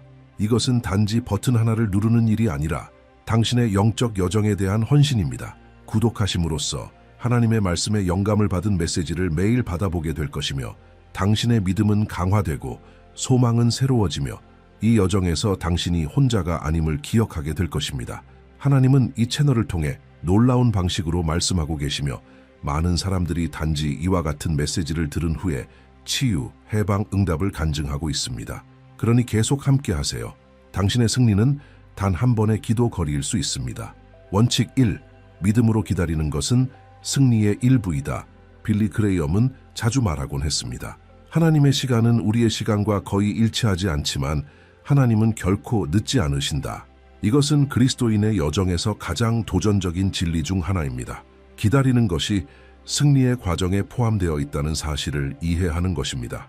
우리는 모든 것을 지금 당장 원하고 요구하는 문화 속에 살고 있지만 하나님은 다른 속도로 일하십니다. 하나님은 단지 무언가를 주시는 것에 관심 있는 것이 아니라 받을 준비가 된 사람으로 우리를 빚으시는 데 관심이 있으십니다. 기다림 속에서도 흔들리지 않는 믿음은 가장 깊고 변화시키는 승리를 끌어옵니다. 성경을 보면 많은 하나님의 사람들이 긴 기다림의 시간을 보냈습니다. 요셉은 자신의 약속이 성취되기까지 10년 이상을 기다렸고 모세는 백성을 이끄는 지도자가 되기 전 광야에서 40년을 보냈으며 예수님조차 자신의 사역을 시작하시기 전까지 30년을 기다리셨습니다. 빌리 그레이엄은 강조했습니다. 하나님은 기다림의 시간을 통해 우리의 성품을 빚고 믿음을 강화하며 더 큰 것을 받을 수 있도록 마음을 준비시키신다고 말입니다. 그는 이렇게 말했습니다. 기다릴 줄 모르는 믿음은 결코 약속의 충만함을 보지 못할 것이다. 하나님의 응답을, 변화나 열린 문을 위해 기도하고 있을지도 모릅니다. 그런데 하나님의 침묵이 점점 무겁게 느껴지고 있을 수 있습니다. 많은 사람들이 바로 이 시점에서 포기하지만 사실 바로 이 순간에 하나님은 가장 깊고 보이지 않는 방식으로 일하고 계십니다. 당신이 기다리고 있다고 해서 하나님이 당신을 잊으신 게 아닙니다. 그것은 하나님께서 당신이 아직 볼 수 없는 일을 하고 계시다는 뜻입니다. 그리고 마침내 승리가 찾아올 때 그것은 너무도 분명하고 영광스러워서 왜 그렇게 오래 기다려야 했는지 이해하게 될 것입니다. 빌리는 사역 초기에 그가 간절히 열리길 바랐던 문들이 있었다고 말하곤 했습니다. 라디오 방송, 해외 초청, 대형 전도 기회들. 그러나 많은 경우 응답은 더디게 찾아왔습니다. 그리고 마침내 그 기회들이 왔을 때 그는 만약 그것들이 더 일찍 왔다면 자신이 준비되지 않았을 거라는 것을 깨달았습니다. 하나님은 당신보다 더 잘 아십니다. 하나님은 우리가 보지 못하는 것을 보십니다. 지연처럼 보이는 것은 사실 보호이자 준비인 것입니다. 1960년대에 빌리의 집회에 참석하던 한 여인이 있었습니다. 그녀는 수년이 지난 후 아들의 회심을 위해 10년 동안 기도했다고 고백했습니다. 매일 무릎을 꿇고 이렇게 기도했습니다. 주님, 내 아이를 구해주세요. 나는 주님을 믿습니다. 수년이 지나도 아무런 변화가 없었습니다. 아들은 마약에 빠지고 학업을 포기하고 생명을 잃을 뻔하기도 했습니다. 그러나 그녀는 계속 기도했습니다. 그리고 그 남자가 32살이 되었을 때 교회에 들어가 눈물을 흘리며 변화되었고 지금은 목사가 되었습니다. 그 여인은 기다리는 법을 배웠고 그녀의 기다림은 여전히 많은 이들에게 영감을 주는 간증이 되었습니다. 믿음으로 기다린다는 것은 팔짱 끼고 가만히 있는 것이 아닙니다. 그것은 기대감으로 사는 것을 의미합니다. 보이지 않는 결과 속에서도 계속 기도하고 찬양하고 섬기는 삶을 사는 것입니다. 빌리는 항상 참된 믿음은 활동적이라고 강조했습니다. 믿음은 증거에 의존하지 않고 하나님의 말씀에서 오는 소망으로부터 힘을 얻습니다. 그가 자주 인용했던 구절은 이것이었습니다. 여호와를 기다려라, 강하고 담대하라. 여호와를 기다려라. 시편 27:24. 이것은 길 중간에서 포기하지 말라는 초대입니다. 여러분이 할 수 있는 간단한 훈련은 종이에 하나님께 기대하고 있는 것을 적는 것입니다. 정직하게 적어보세요. 당신의 꿈, 고민, 기도 제목을 나열하세요. 그 후 하나하나를 하나님께 기도하며 맡기세요. 그리고 그 종이를 잘 보관하세요. 시간이 지나 다시 꺼내보세요. 응답이 찾아오기 시작하면 신뢰하길 잘했다는 것을 깨닫게 될 것입니다. 아직 변화되지 않은 것들도 하나님의 손 안에 있음을 확신하게 될 것입니다. 기다림은 또한 우리에게 무엇이 진정으로 중요한지를 가르쳐 줍니다. 때로는 우리가 하나님께 어떤 것을 구하지만 시간이 지나면서 그것이 우리가 정말로 필요로 했던 것이 아니었음을 깨닫게 됩니다. 하나님은 그분의 지혜로 기다림의 과정 속에서 우리의 관점을 바꾸십니다. 빌리 그레이엄은 가장 지혜로운 기도 중 하나가 이렇다고 말했습니다. 주님, 만약 내가 구하는 것이 나를 주님에게서 멀어지게 할 것이라면 그것을 제게 주지 마소서. 이것이 바로 영적인 성숙입니다. 이는 우리가 단지 축복만을 구하는 데서 벗어나 하나님의 마음을 구하게 될 때입니다. 많은 사람들이 낙심하는 이유는 눈에 보이는 것으로 승리를 판단하기 때문입니다. 그러나 진정한 승리는 보이지 않는 곳에서 시작됩니다. 포기하지 않는 마음, 꺼지지 않는 믿음, 시간의 시험에도 견디는 소망에서 시작됩니다. 그리고 이 믿음이 시험될 때 그것은 강철처럼 강해집니다. 확신할 수 있습니다. 당신이 믿음으로 기다리고 있다면 올바른 길을 가고 있는 것입니다. 하나님은 당신을 연단하고 계시며 준비시키고 계시며 당신의 기대를 뛰어넘는 무언가를 위해 자리를 잡게 하고 계십니다. 그러므로 하나님을 재촉하지 마십시오. 하나님이 아직 열지 않으신 문을 억지로 열려 하지 마십시오. 흔들리지 말고 계속 나아가십시오. 계속 기도하십시오. 계속 믿으십시오. 왜냐하면 그 약속은 여전히 유효하기 때문입니다. 그리고 응답이 올 때 그것은 결코 작지 않을 것입니다. 당신이 상상했던 것보다 더 크고 더 아름답고 더 강력한 것이 될 것입니다. 빌리 그레이엄은 그의 한 메시지에서 이렇게 말했습니다. 기다림은 길 수 있지만 하나님께로부터 오는 것은 언제나 그 기다림의 모든 순간을 보상해준다. 이것이 바로 하나님이 찾고 계시는 믿음입니다. 시간이 지나도 흔들리지 않는 믿음, 두려움 앞에서도 굴복하지 않는 믿음, 하늘이 움직이는 동안 굳게 서 있는 믿음. 이러한 믿음이 세상을 놀라게 하고 하나님의 이름을 영화롭게 할 승리의 길을 준비합니다. 원칙 2. 하늘을 움직이는 기도. 빌리 그레이엄이 그의 메시지에서 항상 강조했던 것이 있다면 그것은 기도의 능력이었습니다. 그는 기도 없이 기적은 없고 기도 없이 부흥도 없으며 무엇보다도 진정한 승리는 하나님과의 지속적인 기도를 통해 마음이 연결되어 있을 때만 가능하다고 말했습니다. 우리가 말하는 기도는 길고 형식적이며 멋진 말들로 가득한 기도가 아닙니다. 진정한 기도는 아버지와 자녀 사이의 진실하고 진심 어린 대화입니다. 하늘을 움직이는 기도는 깨진 마음, 겸손한 마음, 하나님의 임재를 갈망하는 마음에서 나옵니다. 빌리는 수천 명이 모인 집회 앞에서도 결코 자신의 말솜씨나 능력을 믿지 않았습니다. 그는 설교 전에 항상 무릎 꿇고 진정한 설교자가 성령님이 되어달라고 기도했습니다. 이러한 기도에 대한 의존이 모든 차이를 만들었습니다. 그리고 바로 이러한 태도가 우리의 일상에도 있어야 합니다. 때로 우리는 기도가 큰 사건이나 심각한 문제를 해결할 때만 필요하다고 생각합니다. 그러나 기도는 기독교인의 삶에 있어서 산소와도 같습니다. 우리가 기도하면 할수록 우리는 하늘과 더 정렬됩니다. 그리고 우리가 하늘과 정렬될수록 우리는 승리를 받을 준비가 더 잘 되어 있는 것입니다. 한 기독교인 여성이 이야기했습니다. 수년 동안 그녀의 남편은 하나님과 멀어진 채 살아갔고 아무것도 변하지 않을 것처럼 보였습니다. 그녀는 대화를 시도했고 설득하고 논쟁도 해보았지만 어느 날 더 이상 말로 싸우지 않기로 결심하고 매일 새벽 5시에 혼자 조용히 기도하기 시작했습니다. 떠들지도 않고 불평하지도 않았습니다. 그렇게 6달이 지나자 남편은 서서히 변하기 시작했고 1년 뒤에는 교회를 다니기 시작했으며 2년 뒤에는 완전히 새로운 사람이 되어 있었습니다. 그녀는 말로 복음을 전할 필요가 없었습니다. 그녀의 기도가 하나님만이 하실 수 있는 보이지 않는 일을 해낸 것입니다. 당신도 마찬가지입니다. 감정적이든 영적이든 가정적이든 재정적인 것이든 어떤 싸움이든 믿음으로 하나님 앞에 가져가십시오. 진심 어린 마음으로 드리는 기도의 능력을 과소평가하지 마십시오. 그리고 한 번의 시도로 멈추지 마십시오. 끈질긴 기도는 마치 물방울이 돌을 뚫듯 시간이 지나면서 역사를 이룹니다. 작아 보여도 그 안에는 강력한 힘이 있습니다. 빌리 그레이엄은 말했습니다. 기도 없는 그리스도인은 힘 없는 그리스도인이다. 그러므로 충격적인 승리를 경험하고 싶다면 먼저 무릎 꿇는 것에서 시작하십시오. 당신이 할 수 없다는 것을 인정하고 하나님은 하실 수 있다는 것을 고백하십시오. 아침에 출근길에 집안일을 하면서 잠들기 전에도 하나님과 이야기하십시오. 중요한 것은 장소나 시간이 아니라 당신의 진심입니다. 당신이 기도하는 사람이 되면 하나님의 인도하심에 민감한 사람이 됩니다. 하나님은 당신이 보지 못했던 길을 보여주시고 들어가면 안 되는 문은 닫으시며 당신을 돕기 위해 적절한 사람들을 세우십니다. 기도는 기적을 위한 자리를 마련하고 두려움이 설 자리를 없앱니다. 기도는 모든 것을 바꿉니다. 그리고 가장 놀라운 것은 기도가 가장 먼저 바꾸는 대상은 바로 당신 자신이라는 사실입니다. 원칙 3.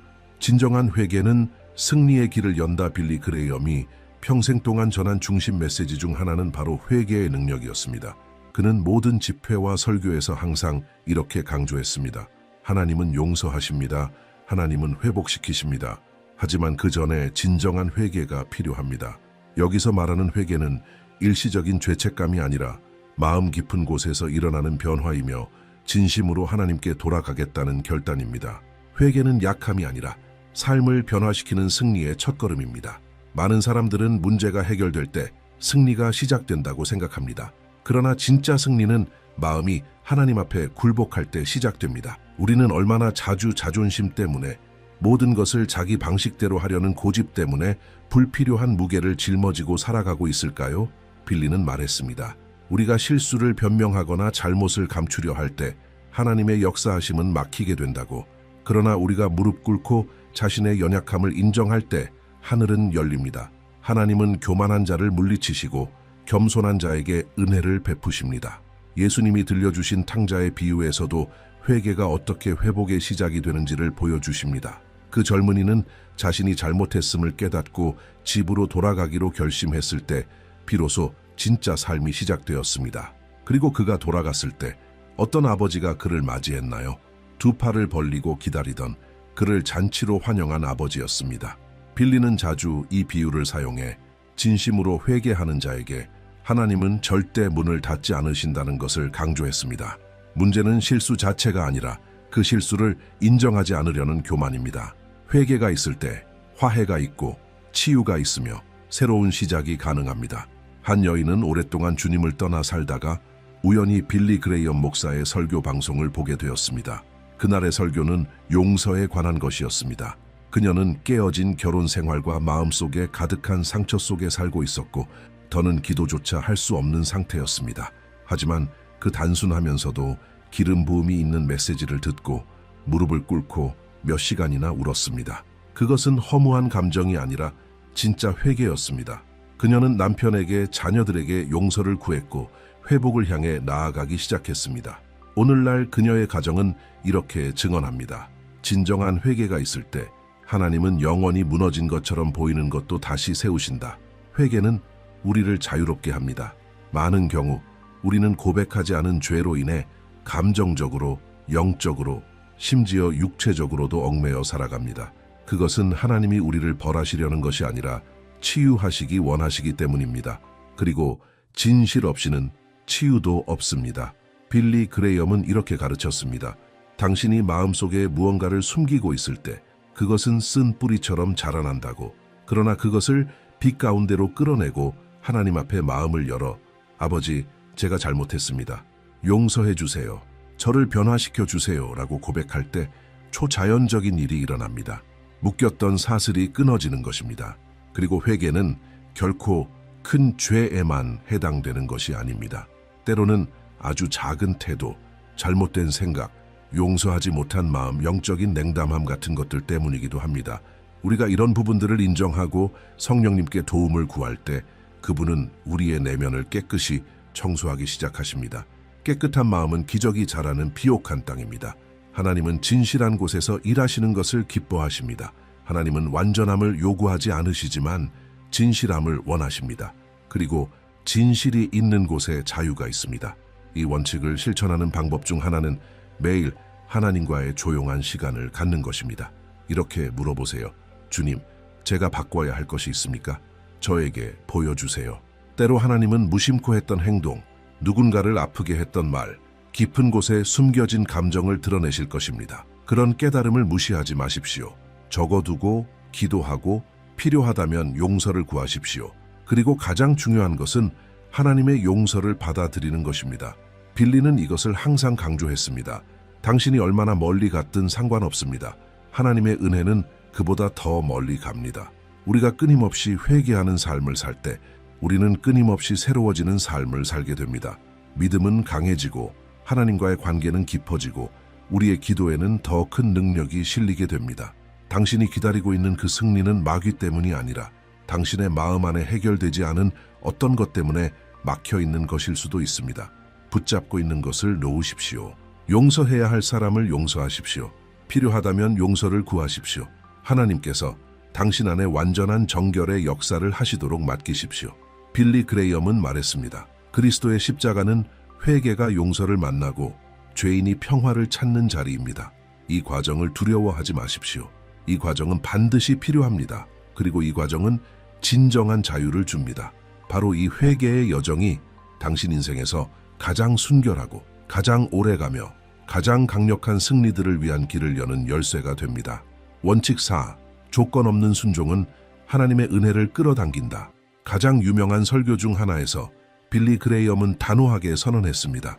하나님께 순종하는 것은 항상 쉬운 일은 아니지만 항상 옳은 일입니다. 이 한 문장은 모든 영적 여정을 변화시키는 강력한 원칙을 요약합니다. 바로 조건 없는 순종입니다. 편할 때만 하나님의 뜻을 따르는 부분적인 순종이 아니라 대가를 치르더라도 전적으로 드리는 헌신입니다. 하나님은 순종을 기뻐하시며 그 이상으로 순종하는 자의 삶에 은혜를 나타내십니다. 성경에는 이 원칙이 모든 위대한 승리의 이야기 속에 반복되어 나타납니다. 아브라함은 어디로 가는지도 모른 채 하나님의 부르심에 순종했습니다. 노아는 비 한 방울 내린 적 없는 세상에서 방주를 지었습니다. 베드로는 밤새 고기 한 마리 잡지 못했음에도 불구하고 다시 바다에 그물을 던졌습니다. 이 모든 경우에 순종은 기적의 문을 여는 열쇠였습니다. 빌리는 늘 경고하곤 했습니다. 많은 사람들이 축복은 원하지만 결과를 보기 전에 순종할 준비가 되어 있는 사람은 드뭅니다. 하지만 바로 그 보지 않고 순종하는 믿음이 하나님을 가장 기쁘시게 합니다. 한 젊은 기독교인 사업가는 어느 날 하나님께서 마음속에 아주 수익성 높은 큰 거래를 하지 말라고 말씀하셨다고 고백했습니다. 모든 조건이 완벽했고 수치도 좋았지만 마음에 평안이 없었습니다. 기도 중에 그는 그것이 하나님께로부터 온 것이 아님을 깨달았습니다. 결국 순종하여 거래를 포기했습니다. 몇 주 후 그가 거래하려 했던 회사가 부패 스캔들에 연루되어 있었음을 알게 되었습니다. 그의 순종은 큰 재앙에서 그를 지켜주었고 몇 달 뒤 하나님은 훨씬 더 큰 문들을 열어주셨습니다. 이것이 진정한 순종의 본질입니다. 이해되지 않아도 하나님의 길이 더 낫다고 신뢰하는 것.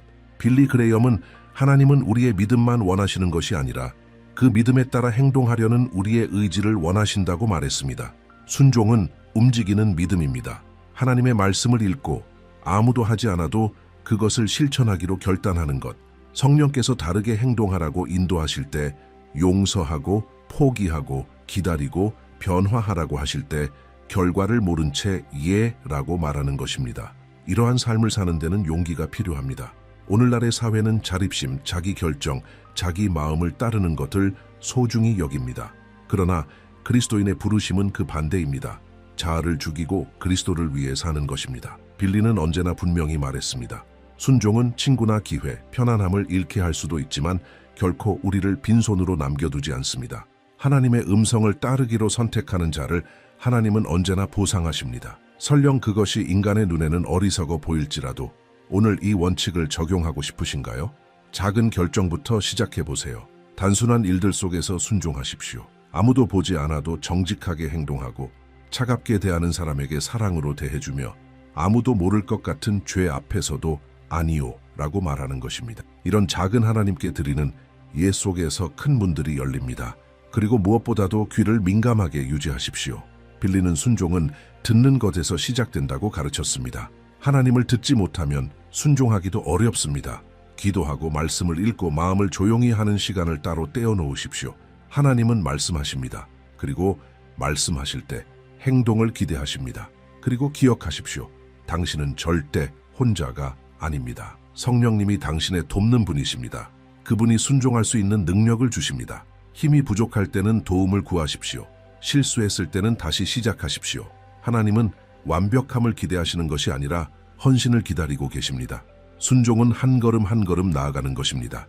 그리고 하나님의 뜻을 향한 그 한 걸음 한 걸음이 곧 승리를 향한 걸음입니다. 빌리 그레이엄은 많은 호소를 이 강력한 문장으로 마무리하곤 했습니다. 오늘 순종하십시오.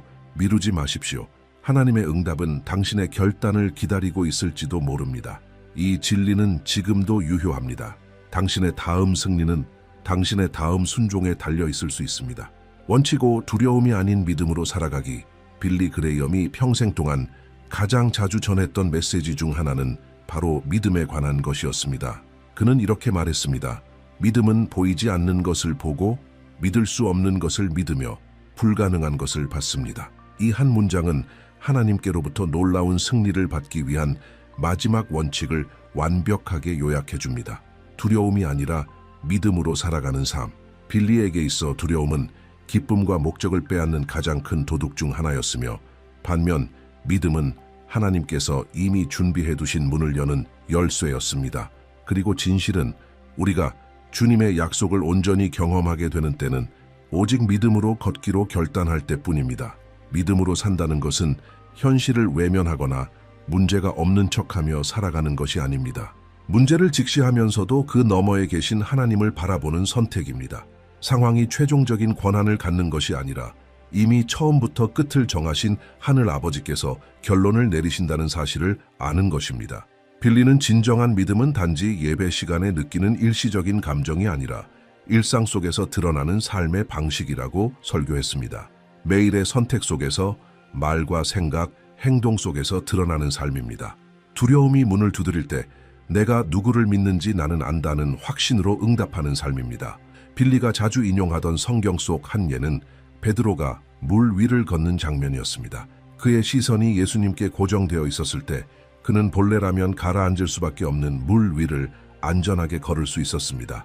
그러나 바람과 파도를 바라보는 순간 그는 가라앉기 시작했습니다. 이 이야기는 우리 삶에 대한 명확한 비유입니다. 믿음의 눈을 유지하면 위기 속에서도 앞으로 나아갈 수 있지만 두려움이 우리를 지배할 때 우리는 점점 무너져 갑니다. 그러나 좋은 소식은 이것입니다. 예수님께서 베드로에게 손을 내미신 것처럼 우리 역시 넘어질 때마다 주님은 항상 우리를 일으키실 준비가 되어 계십니다. 빌리 그레이엄은 또한 이 원칙을 살아낸 평범한 사람들의 이야기를 나누는 것을 좋아했습니다.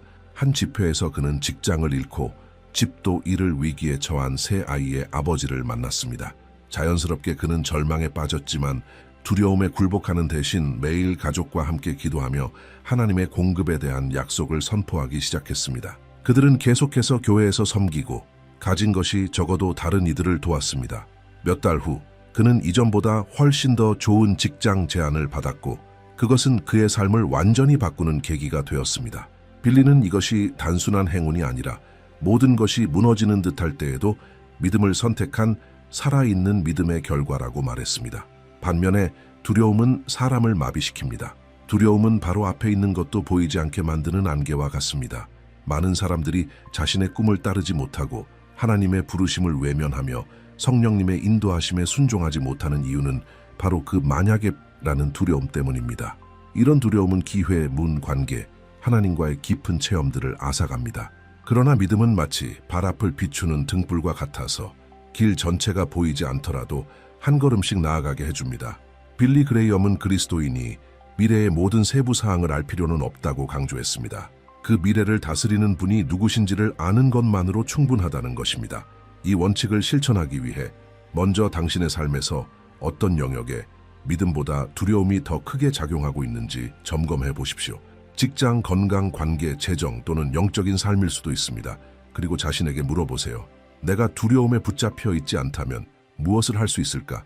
그것을 적어보세요. 그것을 두고 기도하세요. 하나님께 맡기세요.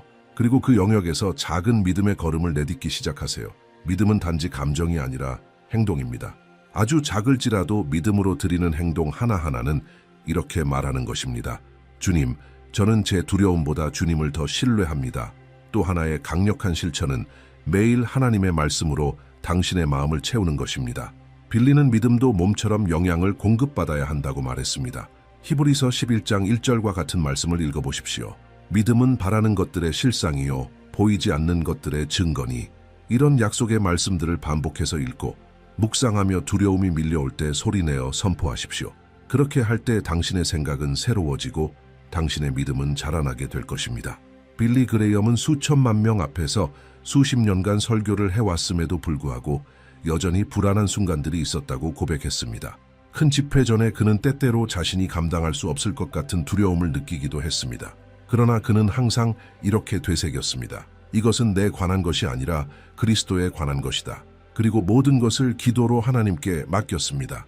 이러한 자세는 그의 믿음을 더욱 강하게 만들었을 뿐 아니라 그를 겸손하게 하고 하나님께 의존하게 만들었습니다. 이것이 바로 중요한 핵심입니다. 믿음으로 산다는 것은 자기 자신에 대한 자신감을 갖는 것이 아니라 하나님에 대한 신뢰를 갖는 것입니다. 무게를 자신의 어깨에 지우는 것이 아니라 그 무게를 감당하실 수 있는 하나님의 어깨 위에 올려드리는 것입니다. 하나님께서 당신의 삶에 주시고자 하는 놀라운 승리는 당신의 두려움 저편에 있을 수 있습니다. 우리는 얼마나 자주 첫걸음을 내디딜 용기가 없어서 새로운 것을 경험하지 못합니까? 얼마나 자주 너무 일찍 기도를 멈춰 응답을 놓쳤습니까?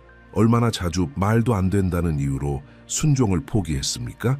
빌리 그레이엄은 이렇게 말했습니다. 믿음이란 전체 계단이 보이지 않아도 첫 걸음을 내딛는 것이다. 이렇게 살기 시작하면 당신의 모든 걸음은 다른 사람에게 하나의 증거가 됩니다. 당신의 삶 자체가 하나님을 증거하는 초대장이 되는 것입니다. 그러니 오늘 믿음으로 살기로 선택하십시오. 두려움이 당신을 이끌게 하지 마십시오. 믿음을 키우고 말씀을 선포하며 작은 일 속에서도 담대하게 행동하십시오. 그러면 믿음이 자라나는 만큼 두려움은 줄어드는 것을 느끼게 될 것입니다. 그리고 두려움이 줄어들수록 새로운 문들이 열리게 될 것입니다.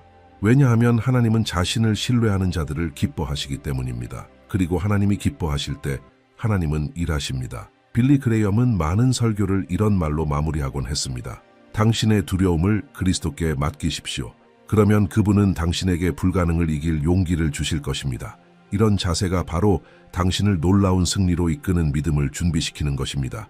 감정에 기반한 연약한 믿음이 아니라 하나님의 변함없는 성품과 진리의 말씀에 뿌리를 둔 견고한 믿음.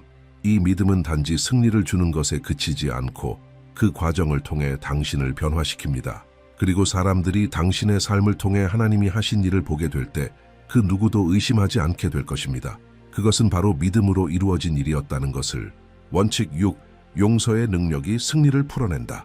빌리 그레이엄은 그의 설교에서 이렇게 단호하게 말하곤 했습니다.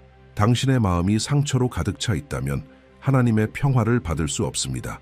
그에게 있어 용서는 단지 성경의 권고가 아니라 하나님의 자녀들이 온전한 승리를 누리기 위한 영적 조건이었습니다. 용서는 열쇠입니다. 그리고 이 열쇠 없이는 많은 문이 여전히 닫힌 채로 남게 됩니다. 우리는 종종 치유 회복 열린 문을 위해 기도하는 그리스도인들을 봅니다. 그러나 그들의 삶에는 여전히 오래된 원망이 자리 잡고 있습니다. 가족에게 받은 상처, 배신으로 인한 아픔, 수년 전 들은 말들에 붙들린 차에 살아가는 경우가 많습니다. 많은 사람들이 자신도 모르게 이 보이지 않는 독이 그들의 기도, 감정, 믿음을 오염시키고 있다는 사실을 인식하지 못합니다. 빌리 그레이엄은 늘 이렇게 말하곤 했습니다. 용서하지 않는 마음은 마치 다른 사람을 가두기 위해 만든 감옥이지만 결국 그 안에 갇히는 것은 자기 자신이라고 예수님은 이 진리를 매우 진지하게 가르치셨습니다. 마태복음 6장 14, 15절에서 이렇게 말씀하십니다. 너희가 사람의 잘못을 용서하면 너희 하늘 아버지께서도 너희를 용서하시려니와 너희가 사람의 잘못을 용서하지 아니하면 너희 아버지께서도 너희 잘못을 용서하지 아니하시리라. 이 말씀은 매우 분명합니다. 우리가 다른 사람에게 베푸는 용서는 하나님께 우리가 받는 용서와 직접 연결되어 있습니다. 그것은 하나님께서 우리를 벌하시기 위해서가 아니라 용서가 쌍방향 도로이기 때문입니다. 우리가 용서를 선택할 때 동시에 우리 자신도 치유와 자유를 위한 문을 여는 것입니다. 빌리가 자주 나누던 간증 중 하나는 아버지에게 버림받은 후 오랜 시간 분노 속에 살았던 한 여성의 이야기였습니다. 그녀는 그리스도인이 된 이후에도 그 이야기를 피하며 살았고 마음 깊은 곳에 분노를 숨기고 있었습니다. 어느 날 용서에 관한 설교를 듣던 중 그녀는 깊은 내면의 찔림을 느꼈고 그 상처가 그녀의 관계와 영적인 삶에까지 영향을 주고 있었음을 깨달았습니다. 그날 예배가 끝난 후 그녀는 아버지가 옆에 없어도 하나님 앞에서 용서를 선언했습니다. 그리고 그 순간 그녀 안에서 무언가가 바뀌었습니다. 단순한 감정적인 해소가 아니라 영적인 속박이 끊어진 것입니다. 막혀있던 많은 일들이 풀리기 시작했고 평안과 기쁨, 일자리의 문까지 열리게 되었습니다. 용서가 모든 것을 움직이기 시작한 것입니다. 용서한다는 것은 누군가의 잘못을 승인하는 것도 아니고 고통을 잊는 것도 아무 일도 없던 것처럼 행동하는 것도 아닙니다. 용서란 더 이상 그 무게를 짊어지지 않겠다고 결단하는 것입니다. 당신이 해결할 수 없는 것을 하나님의 손에 맡기는 것입니다. 빌리 그레이엄은 용서란 믿음의 행동이라고 설명했습니다. 하나님이 공의로우신 재판장이심을 믿기 때문에 가능한 결정이라는 것입니다. 그리고 그 이상으로 용서는 자유의 행동입니다. 용서하는 자는 가벼운 마음으로 걷게 됩니다. 그리고 가볍게 걷는 자는 더 빠르게 승리를 향해 나아갈 수 있습니다. 또한 많은 이들이 자기 자신을 용서하는 것에서 싸움을 겪습니다. 과거의 실수, 잘못된 선택, 충동적인 행동들로 인해 자신을 계속해서 정죄합니다. 하나님께서 용서하신다는 사실을 알면서도 여전히 자격 없다고 느끼며 스스로를 정죄합니다. 그러나 빌리 그레이엄은 항상 이렇게 상기시켰습니다. 하나님이 거룩하시면서도 당신을 용서하기로 하셨다면 당신이 감히 누구이기에 스스로를 계속 정죄합니까? 자신을 용서하지 않는 것은 곧 십자가를 무효화하는 것입니다. 의식하진 않더라도 예수님의 희생이 충분하지 않다고 말하는 것과 같습니다. 하지만 그분의 희생은 충분했습니다. 그리고 지금도 충분합니다. 하나님은 완전히 용서하십니다. 그리고 당신이 그 용서를 믿음으로 받아들이기를 원하십니다. 이 원칙을 실천적으로 살아내는 한 가지 방법은 의도적으로 기도하는 것입니다. 주님, 제가 아직 용서하지 못한 사람이 누구인지 보여주세요. 과거에 누군가가 떠오를 수도 있습니다. 가까이 있는 사람일 수도 있습니다. 어쩌면 당신 자신일 수도 있습니다. 정직해지세요. 하나님께 말하세요. 필요하다면 글로 적으세요. 그리고 놓아주세요. 비록 용서하고 싶은 마음이 들지 않더라도 말입니다. 용서는 감정이 아니라 결단입니다.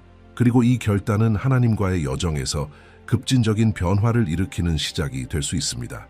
빌리 그레이엄은 용서에 대한 메시지를 끝맺을 때 자주 이렇게 직접적으로 호소했습니다. 자유로워지고 싶습니까? 그렇다면 용서하세요. 하나님은 당신을 많이 용서하셨습니다. 이제 당신도 용서하세요. 하나님이 주시려는 승리는 단 한 걸음 앞에 있을지도 모릅니다. 그리고 그 한 걸음은 당신의 마음속에서 누군가를 놓아주는 것일 수 있습니다. 그 결과는 더 가벼운 마음, 더 평안한 생각, 그리고 당신의 삶 위에 열린 하늘. 왜냐하면 용서가 들어올 때 하나님의 은혜가 흐르기 때문입니다. 이 메시지를 통해 우리는 빌리 그레이엄의 가르침에 따라 진정한 승리를 준비하는 6가지 강력한 원칙을 살펴보았습니다.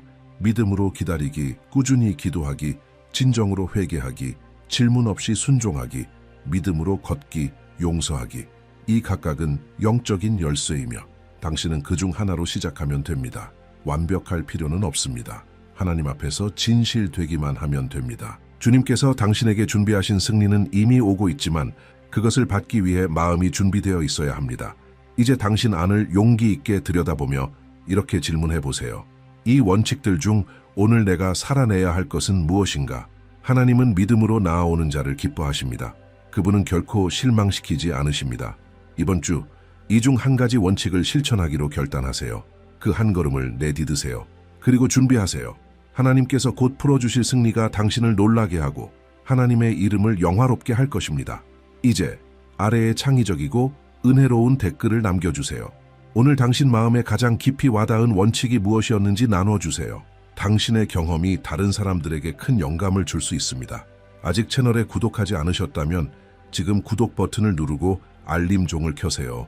매일매일 여러분의 믿음을 세워주고 하나님과 더 가까이 걷도록 돕는 메시지를 받으실 수 있습니다. 그리고 잊지 마세요. 이 영상이 끝난 후 여러분의 영적 여정을 더 깊이 인도할 다음 주제 영상이 화면에 뜰 것입니다. 놓치지 마세요. 상과 골짜기는 그리스도인의 여정의 일부이지만 하나님은 정상의 승리를 준비하지 않고는 결코 골짜기를 허락하지 않으십니다. 혹시 끝이 보이지 않는 싸움의 계절에 갇혀 있는 것처럼 느낀 적이 있나요? 승리가 정말 올까? 아니면 그저 끝없는 시련의 연속을 살아가고 있는 걸까? 생각한 적이 있나요? 만약 대답이 예라면 이 메시지는 당신을 위한 것입니다. 왜냐하면 하나님은 당신의 고통을 아실 뿐만 아니라 이미 당신의 승리를 선포하셨기 때문입니다. 하나님의 말씀은 반전이 우리가 생각하는 것보다 훨씬 가까울 수 있다는 약속으로 가득합니다. 로마서 8장 37절에는 이렇게 기록되어 있습니다. 그러나 이 모든 일에 우리를 사랑하신 이로 말미암아 우리가 넉넉히 이기느니라. 이 강력한 진리는 모든 것이 잃어버린 것처럼 보일 때에도 하나님께서 이미 당신의 이야기에 다른 결말, 승리와 소망, 변화의 결말을 써놓으셨다는 것을 가르쳐 줍니다. 우리가 끝이라고 생각하는 순간이 사실은 기적 바로 직전의 순간일 때가 많습니다. 현대 역사상 가장 위대한 복음 전도자 중 한 명인 빌리 그레이엄은 하나님의 가장 위대한 역사는 우리가 포기 직전에 있을 때 일어난다고 늘 강조했습니다. 그는 이렇게 말했습니다. 하나님의 뜻은 하나님의 은혜가 보호하지 못할 곳으로 당신을 인도하지 않는다. 오늘 당신은 결혼의 위기, 건강의 싸움, 믿음의 낙심, 혹은 아무도 모르는 내면의 전쟁을 겪고 있을지도 모릅니다. 그러나 하나님은 아십니다. 그리고 그분은 당신이 거기 머물지 않을 것이라고 이미 선포하셨습니다. 당신의 반전은 곧 찾아옵니다. 이 영상은 육안으로는 보이지 않아도 믿음이 보여주는 것을 보게 도울 것입니다. 당신의 고통 뒤에서 더 큰 계획이 실행되고 있다는 것 말입니다. 모든 눈물은 헤아려지고 모든 기도는 들려지고 믿음으로 내딛는 모든 발걸음은 약속으로 당신을 이끌고 있습니다. 예수님은 결코 환난이 없을 것이라고 약속하지 않으셨지만 항상 함께 하신다고 보장하셨습니다. 그리고 그분이 우리와 함께 하신다면 승리는 가능성이 아니라 확실성입니다. 요한복음 16장 33절에서 예수님은 이렇게 말씀하셨습니다. 세상에서는 너희가 환난을 당하나 담대하라. 내가 세상을 이기었노라. 그러므로 이제는 당신 주변의 혼란을 바라보는 것을 멈추고 당신 안에 계신 그리스도를 바라볼 때입니다. 그분의 임재가 감옥을 궁전으로, 광야를 정원으로, 패배를 영광의 간증으로 변화시키기 때문입니다. 이 영상을 통해 당신은 현재의 싸움을 바라보는 시각을 완전히 바꿀 수 있는 강력한 그리스도인 믿음의 원리를 발견하게 될 것입니다. 하나님의 말씀이 기초가 된 이 진리들은 하나님께서 가장 불가능해 보이는 상황 속에서 어떻게 역사하시는지, 그리고 우리가 단순히 수동적으로 기다리는 것이 아니라 그분의 역사에 어떻게 동참할 수 있는지를 보여줍니다. 당신은 반전이 먼저 상황의 변화에서 오는 것이 아니라 당신 안에서 일어나는 변화에서 비롯된다는 것을 배우게 될 것입니다. 하나님은 단순히 당신을 폭풍 속에서 꺼내는 것보다 당신을 변화시키는 데 더 관심이 있으십니다. 그리고 그분이 변화시키실 때 승리는 오래 지속됩니다. 이제 이 선포된 승리를 향해 걸어가는 방법을 보여줄 원리들을 살펴보기 전에 특별한 초대를 드리고 싶습니다. 지금 채널을 구독하셔서 믿음을 세우고 하나님과의 동행을 강화하는 메시지를 계속 받아보시기 바랍니다. 여기서 당신은 영혼에 일용할 양식과 영적 방향, 그리고 하나님의 말씀에서 오는 위로를 얻게 될 것입니다. 그리고 가장 좋은 것은 믿음의 공동체와 함께 걸어갈 수 있다는 것입니다. 만약 이 메시지가 이미 당신의 마음에 울림을 주고 있다면 앞으로 하나님께서 몇 분 안에 보여주실 것을 상상해 보십시오. 이제 이어질 내용은 당신의 관점을 변화시키고 희망을 새롭게 할 것입니다. 원리 1. 하나님의 때를 신뢰하라.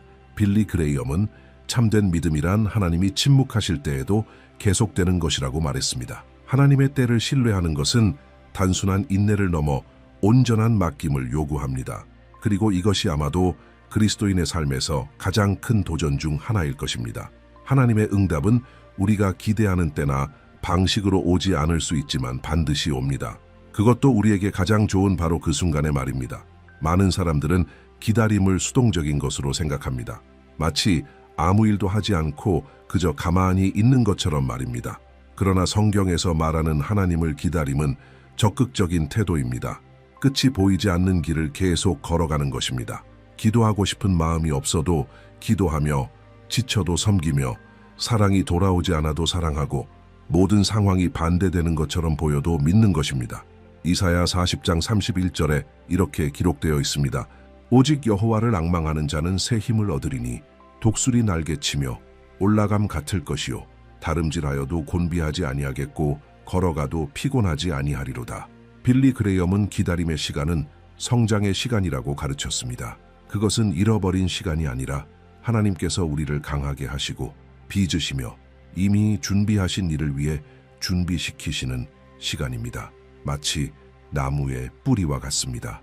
보이지 않는 곳에서 힘이 자라고 있는 것입니다. 그리고 바로 이 지연 속에서 많은 사람들이 포기합니다. 하나님이 잊으셨다고 생각합니다. 그러나 하나님은 결코 늦지 않으십니다.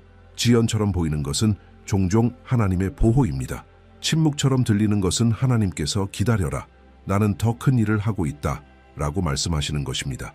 아브라함을 기억하십시오. 하나님은 그가 이미 늙었을 때 아들을 약속하셨습니다. 그리고 그는 그 약속이 성취되는 것을 보기까지 25년을 기다려야 했습니다. 그 시간 동안 하나님은 많은 세부 사항을 주시지 않으셨지만 아브라함은 계속 믿었습니다. 로마서 4장 20절은 이렇게 말합니다. 믿음이 없어 하나님의 약속을 의심하지 않고 믿음으로 견고하여져서 하나님께 영광을 돌리며 이것이 실제로 어떤 영향을 주는지 한 가지 예를 들어보겠습니다. 18세 때부터 선교사가 되기를 꿈꾸었던 한 청년 루카스가 있었습니다. 그는 강한 부르심을 느꼈고 열정적으로 성경을 읽으며 매일 기도했습니다. 선교단체에 지원서를 보내고 여러 과정을 수료하며 준비했습니다. 그러나 돌아온 것은 아니요라는 대답뿐이었습니다. 수년 동안 아무것도 성사되지 않았습니다. 선교지에 가기는커녕 그는 슈퍼마켓에서 재고 정리 직원으로 일하게 되었습니다. 오랫동안 루카스는 좌절감을 느꼈습니다. 그는 하나님의 부르심을 잘못 이해한 것이 아닐까 생각하기도 했습니다. 그러나 그 안에는 포기하지 못하게 하는 어떤 것이 있었습니다. 오직 성령님만이 주실 수 있는 그 조용한 확신이었습니다. 그는 계속해서 지역교회에서 섬기고 성경 공부를 인도하며 점심시간에 사람들과 함께 기도하고 가정 문제로 힘들어하는 청년들을 도왔습니다. 그리고 깨닫지 못하는 사이 그는 결코 자신이 쓰임받을 것이라고 생각하지 않았던 그 훈련의 현장에서 하나님께 의해 빚어지고 있었습니다. 5년 후 이전에 그를 거절했던 바로 그 선교단체에서 그를 다른 나라의 팀을 이끄는 리더로 초청했습니다. 하지만 그때의 루카스는 더 이상 미숙한 꿈꾸는 청년이 아니었습니다. 그는 시간과 신실함 그리고 인내를 통해 빚어진 사람이었습니다. 빌리 그레이엄은 늘 경고했습니다. 하나님은 당신의 속도보다 방향에 더 관심이 있으십니다. 이 사실이 모든 것을 바꿉니다. 하나님의 때를 신뢰할 때 우리는 더 이상 약속을 쫓아 달리지 않고 약속의 하나님과 함께 걸어가기 시작합니다. 이것은 또한 겉으로 보이는 지연이 사실은 보호일 수 있다는 것을 믿는다는 의미이기도 합니다. 하나님이 닫으신 수많은 문 중에서 지금 와서야 그것이 보호였음을 깨닫게 된 적이 얼마나 많습니까? 그토록 원했던 일이 일어나지 않은 것을 오늘은 감사하게 된 적이 얼마나 많습니까? 하나님의 때를 신뢰하는 것은 또한 겸손의 표현입니다. 우리가 보지 못하는 것을 그분은 보신다는 것을 인정하는 것입니다. 그분은 내일을 아시고 시간 밖에 계시며 우리는 현재에 묶여 있습니다. 그렇다면 이미 길의 끝에 계신 분보다 누가 더 우리의 길을 잘 인도할 수 있겠습니까? 빌리 그레이엄은 단순하지만 깊이 있는 한 문장을 자주 되풀이했습니다. 나의 신뢰는 감정이 아니라 하나님의 약속에 있습니다. 지금 당신은 잊힌 것처럼 느낄 수 있지만 그 약속은 여전히 살아 있습니다. 모든 것이 멈춘 것처럼 보여도 하나님은 무대 뒤에서 일하고 계십니다. 그리고 하나님은 결코 기다림을 허비하지 않으십니다. 아마도 당신의 기다림의 시간이 생각보다 끝에 가까울지도 모릅니다. 그리고 그 반전이 올 때 반드시 오게 될 그날 당신은 뒤돌아보며 왜 그 길을 지나야 했는지 이해하게 될 것입니다. 아마도 당신은 몇 달 아니면 몇 년 동안 어떤 일을 위해 기도하고 있을지도 모릅니다. 직장, 누군가의 치유, 가정의 회복, 혹은 인생에서 무엇을 해야 할지에 대한 분명한 방향 말입니다. 계속 기도하십시오. 계속 믿으십시오. 하나님의 때가 되면 하나님은 응답하십니다. 그리고 그분이 응답하실 때 모든 것이 한순간에 바뀝니다. 하나님이 당신의 삶 위에 선포하신 승리는 당신의 시계에 묶여 있지 않습니다. 그것은 하나님의 때 안에 안전하게 있습니다. 이것은 놀라운 소식입니다. 만약 모든 것이 우리의 시간표대로 이루어진다면 아마도 우리는 준비되기 전에 그것을 받게 될 것입니다. 그러나 하나님은 사랑 많은 아버지이시기에 그것이 축복이 될 때에만 주십니다. 원리 2. 하나님은 항상 무대 뒤에서 일하신다. 빌리 그레이엄은 이렇게 말했습니다. 하나님의 손이 보이지 않아도 하나님의 마음은 신뢰할 수 있다. 이 진리는 수세대에 걸쳐 그리스도인들을 지탱해 왔습니다. 하나님은 모든 것이 조용해 보일 때에도 결코 일을 멈추지 않으십니다. 모든 일이 잘 풀릴 때, 문이 열릴 때, 기도가 빠르게 응답될 때, 하나님의 임재를 뚜렷하게 느낄 때, 하나님을 신뢰하는 것은 쉽습니다. 그러나 진짜 믿음, 삶을 변화시키는 믿음은 하나님이 무엇을 하시는지 전혀 이해할 수 없는 순간에도 그분을 신뢰하기로 결심할 때 탄생합니다. 성경에는 하나님이 무대 뒤에서 조용히 그리고 드러나지 않게 역사하신 이야기가 가득합니다. 에스더서는 그 대표적인 예입니다. 흥미롭게도 이 책에는 하나님의 이름조차 등장하지 않습니다. 그러나 처음부터 끝까지 그분의 역사는 분명하게 드러납니다. 유대 민족이 위협을 받을 때 하나님은 이미 에스더를 궁전에 두셨고 모르드게를 동역자로 세우셨으며 큰 반전을 위한 무대를 준비하고 계셨습니다.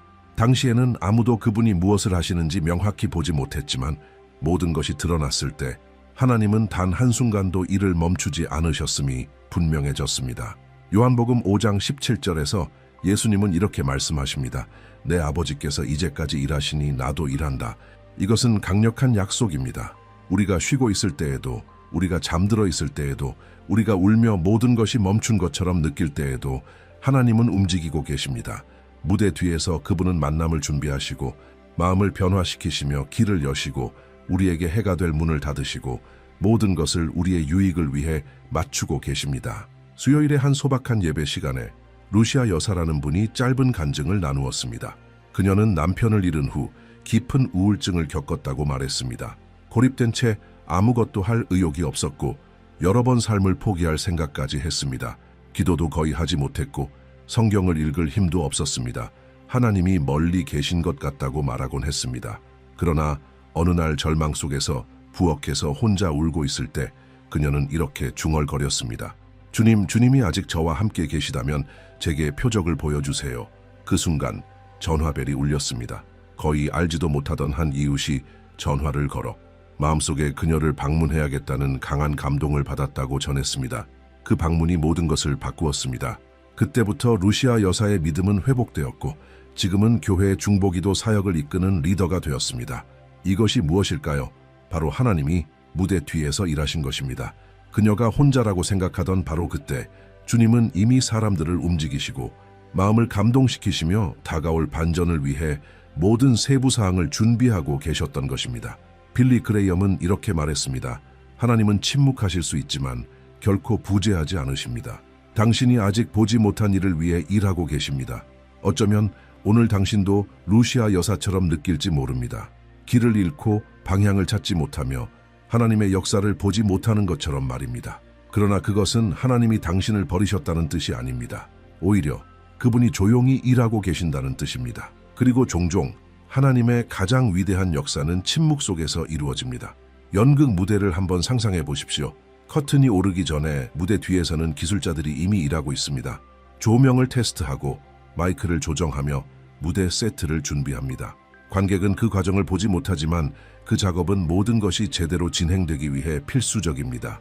하나님도 마찬가지입니다. 당신의 인생에 커튼이 닫혀 있는 것처럼 보일 때 그분은 당신의 승리를 위한 무대를 준비하고 계신 것입니다. 로마서의 말씀은 이렇게 우리를 기억하게 합니다. 우리가 알거니와 하나님을 사랑하는 자, 곧 그의 뜻대로 부르심을 입은 자들에게는 모든 것이 합력하여 선을 이루느니라. 로마서 8장 28절. 모든 것에는 지금 보기에는 나쁜 것처럼 보이는 것들까지 포함됩니다. 하나님은 고통, 지연, 좌절, 심지어 상실까지 사용하셔서 훨씬 더 큰 그림을 그리십니다. 그리고 그 그림은 시간이 지나야만 이해할 수 있습니다. 마침내 하나님이 하신 일을 깨닫게 되면 우리는 그분이 결코 통제를 놓지 않으셨음을 알게 됩니다. 빌리 그레이엄은 이 과정을 자주 테피스트리 장인에 비유했습니다. 수놓은 천의 뒷면을 보면 모든 것이 엉망으로 보입니다. 실이 풀려 있고 얽혀 있으며 색깔은 제멋대로입니다. 하지만 천을 뒤집어 보면 완전하고 아름다운 그림이 나타납니다. 조화롭고 목적이 가득한 모습으로 말입니다. 우리가 싸움 속에 있을 때는 우리는 수놓은 천의 뒷면만 보고 있는 것입니다. 그러나 하나님은 앞면을 보고 계십니다. 그러니 오늘 무슨 일이 일어나고 있는지 이해되지 않아도 절망하지 마십시오. 그저 믿으십시오. 하나님은 우리가 보지 못하는 곳에서 일하고 계십니다. 그분은 우리가 기도하는 동안 기적을 행하고 계십니다. 우리가 예배하는 동안 응답을 보내고 계십니다. 그리고 때가 되면 모든 것이 이해되게 할 무언가를 준비하고 계십니다. 어쩌면 당신은 가족 중 누군가의 구원을 위해 기도하고 있을지도 모릅니다. 그런데 눈에 보이는 것은 그저 저항뿐일 수 있습니다. 그러나 당신은 그 사람이 밤에 어떤 생각을 하는지 보지 못합니다. 몰래 성경을 펼치려는 순간을 보지 못합니다. 하나님이 그 마음속에 심고 계신 씨앗들을 보지 못합니다. 하지만 그것들은 분명히 거기에 있습니다. 어쩌면 당신은 이루어지지 않는 꿈과 씨름하고 있을지도 모릅니다. 하지만 당신은 지금 맺어지고 있는 연결들을 보지 못합니다. 서서히 열리고 있는 문들을 보지 못합니다. 그리고 당신 안에서 자라고 있는 성장을 보지 못합니다. 그러므로 기억하십시오. 하나님의 침묵은 거절이 아니라 준비입니다. 표적이 없어도 계속 믿으십시오. 응답이 없어도 계속 예배하십시오. 하나님은 언제나 일하고 계시며 반전의 순간이 오면 그분이 한순간도 떠나지 않고 모든 세부를 돌보고 계셨음을 드러낼 것입니다. 원리 3. 승리는 당신 안에서부터 시작된다. 빌리 그레이엄은 자주 이렇게 말하곤 했습니다. 가장 큰 전쟁터는 우리 주변의 환경이 아니라 인간의 마음속이다. 많은 사람들은 문제가 끝나고 외부 상황이 정리될 때 승리가 온다고 생각합니다. 그러나 진정한 반전은 바로 우리 안에서 시작됩니다. 하나님께서 우리의 내면을 변화시키실 때 말입니다. 예수님은 언제나 사람들의 상황을 바꾸시기 전에 그들의 마음을 먼저 다루셨습니다. 중풍병자가 친구들에게 들려 예수님께 나아왔을 때 예수님이 처음 하신 말씀은 일어나라가 아니라 얘야, 네 죄 사함을 받았느니라. 마가복음 2장 5절이었습니다. 그분은 외적인 것을 다루시기 전에 내적인 것을 먼저 치유하셨습니다. 왜냐하면 우리 안에 있는 것이 우리가 외부를 어떻게 맞이하는지를 결정하기 때문입니다. 사람이 문제로 둘러싸여 있어도 그 마음이 믿음과 소망, 그리고 하나님을 향한 신뢰로 가득하다면 그는 이미 승리 속에 살고 있는 것입니다. 반대로 겉으로 모든 것이 해결된 것처럼 보여도 마음이 두려움과 상처, 불신으로 가득하다면 그는 늘 내면에서 패배한 상태로 살게 됩니다. 반전은 상황의 변화로 시작되는 것이 아니라 우리의 마음과 생각이 변화될 때 시작됩니다. 사도 바울은 감옥 안에서 이렇게 기쁨으로 선포했습니다. 내게 능력 주시는 자 안에서 내가 모든 것을 할 수 있느니라. 빌립보서 4장 13절. 그는 편안한 상황에서 이 말을 한 것이 아니라 역경 한가운데서 말했습니다. 그가 경험한 승리는 내면에서 온 것이었습니다. 그것은 너무 깊은 확신이어서 주변의 어떤 상황도 빼앗을 수 없었습니다. 빌리 그레이엄은 참된 믿음이란 단순한 의식이나 기도 제목 목록이 아니라 살아있는 그리스도와의 관계라고 강조했습니다. 이 관계가 진짜가 될 때 우리 안에서 무언가가 변합니다. 우리의 생각, 감정, 반응이 성령님에 의해 빚어지기 시작하는 것입니다. 그리고 바로 그 지점에서 승리가 싹트기 시작합니다. 산드라라는 한 여인을 생각해 보십시오. 수년 동안 그녀는 자신의 결혼을 지키기 위해 애썼습니다. 대화, 상담, 기도, 그리고 반복되는 이별과 재회. 그러나 어느 날 남편은 그녀를 떠났습니다. 그녀는 완전히 무너졌습니다. 세상이 무너진 듯 했습니다. 처음에 그녀는 하나님께 남편이 돌아오게 해달라고 간절히 매달렸습니다. 밤낮으로 울며 기도했습니다. 그러나 시간이 지나면서 하나님은 그녀의 내면에서 일하기 시작하셨습니다. 산드라는 다른 방식으로 기도하기 시작했습니다. 주님, 그를 바꿔주세요가 아니라 주님, 저를 바꿔주세요라고 말이죠. 그녀는 하나님의 시선으로 자신을 보기 시작했습니다. 자신을 소중히 여기고 치유받으며 영적으로 성장하기 시작했습니다. 그리고 버림받은 다른 여성들을 섬기기 시작했습니다. 고통이 사역이 되었고 폐허가 간증이 되었습니다. 몇 년 후 그녀는 전 남편을 다시 만났습니다. 그는 예전과 전혀 다른 굳건하고 평안하며 믿음으로 가득 찬 여인을 보고 놀랐습니다. 상처와 원망을 예상했던 그는 오히려 용서를 마주했습니다. 그들은 재결합하지 않았지만 그 만남에서 그녀는 깨달았습니다. 하나님께서 이미 승리를 주셨음을. 남편이 돌아왔기 때문이 아니라 그녀가 내면에서 회복되었기 때문입니다. 하나님이 당신에게도 하시길 원하는 것이 바로 이것입니다.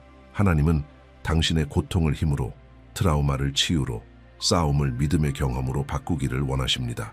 빌리 그레이엄은 이렇게 말했습니다. 성경은 단순히 읽을 때가 아니라 순종할 때 우리를 변화시킨다. 그리고 순종할 때 우리는 그리스도의 형상으로 빚어진다. 이 내적인 변화가 바로 진정한 승리의 시작입니다. 많은 사람들이 육체의 치유를 구하면서도 영혼의 상처는 외면합니다. 또 어떤 사람들은 재정의 방향을 구하면서도 여전히 두려움과 불안에 묶여 있습니다. 그러나 성령님이 깊이 역사하도록 맡기면 우리의 시각이 변합니다. 삶을 바라보는 방식이 변합니다. 절망의 이유였던 것이 이제는 믿음의 터전이 됩니다. 아마 오늘 당신은 하나님이 외부의 어떤 문제, 관계, 청구서, 중요한 결정을 해결해 주시기를 기다리고 있을지도 모릅니다. 하지만 혹시 하나님이 먼저 당신 안에서 일어나야 할 변화에 당신이 마음을 열기를 기다리고 계신 건 아닐까요? 어쩌면 그 내적인 변화가 바로 외적인 승리를 여는 열쇠일 수 있습니다. 젊은 다윗을 기억해 보십시오. 그가 골리앗과 맞서기 전에 그는 이미 마음속에서 승리한 사람이었습니다. 그는 하나님을 너무나 신뢰했기에 자신이 더 작고 갑옷도 없으며 손에 단지 물매 하나뿐이었어도 두려워하지 않았습니다. 전쟁터에서의 승리는 이미 그의 마음속에 있었던 승리, 믿음, 용기, 순종, 하나님을 향한 사랑의 결과였습니다. 하나님은 당신에게도 같은 일을 하길 원하십니다. 당신을 내적으로 견고한 사람으로 만드시길 원합니다. 고통 속에서도 계속 믿는 사람, 길이 보이지 않아도 계속 기도하는 사람, 힘이 없을 때에도 하나님이 붙드실 것을 신뢰하는 사람으로 말입니다. 이것이 바로 믿음으로 산다는 뜻입니다. 매일 아침 이렇게 고백하는 것입니다. 주님, 오늘은 밖의 상황이 아무것도 변하지 않을 수 있습니다. 그러나 제 안에서는 무언가를 바꾸어 주십시오. 이 기도가 진심이 될 때 하나님은 역사하십니다. 그분은 치유하시고 새롭게 하시며 강하게 하십니다. 그리고 비록 파도가 여전히 높아도 물 위를 걷게 하십니다.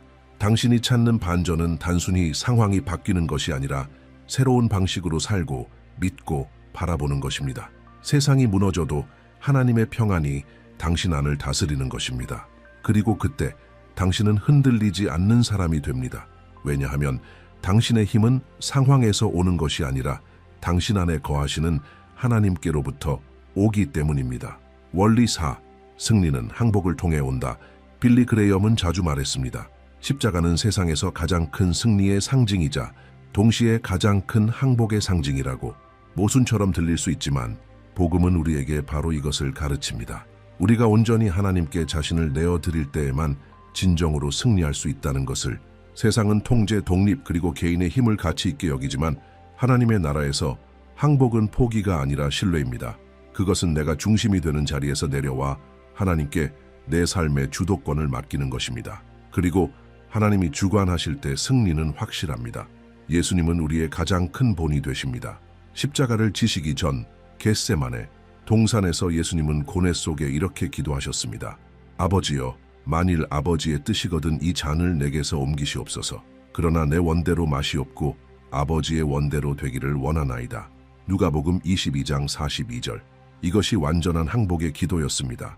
그리고 바로 이 기도에서 인류 역사상 가장 큰 승리, 우리 모두의 구원가 시작되었습니다. 빌리 그레이엄은 이렇게 말하곤 했습니다.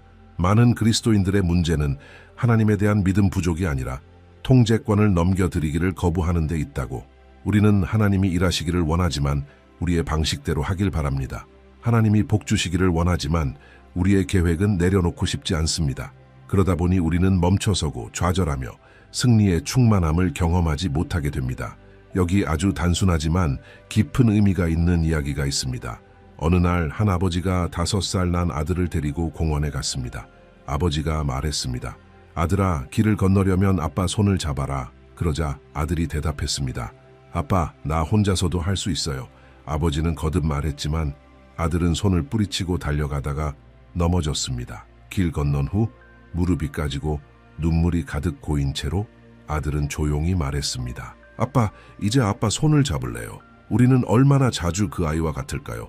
혼자서도 할 수 있다고 생각합니다. 스스로 감당할 수 있다고 믿습니다. 그러나 넘어지는 순간 아버지의 손이 유일한 안전한 곳임을 깨닫게 됩니다. 항복은 아무것도 하지 않는 것이 아닙니다. 그것은 마음을 하나님께 드리고 우리가 기대했던 것과 다르게 보이더라도 하나님의 인도하심을 신뢰하는 것입니다. 실제 예를 들어보겠습니다. 마르코스라는 한 사업가는 젊을 때부터 신앙생활을 해온 성공한 기업가였습니다. 그는 늘 해외로 사업을 확장하는 꿈을 꾸었고 자금과 인맥, 확실한 계약 제안까지 준비되어 있었습니다. 그러나 기도할 때마다 마음속에 무거운 감이 느껴졌습니다. 평안이 없었습니다. 모든 준비가 끝났음에도 그는 멈추기로 결정했습니다.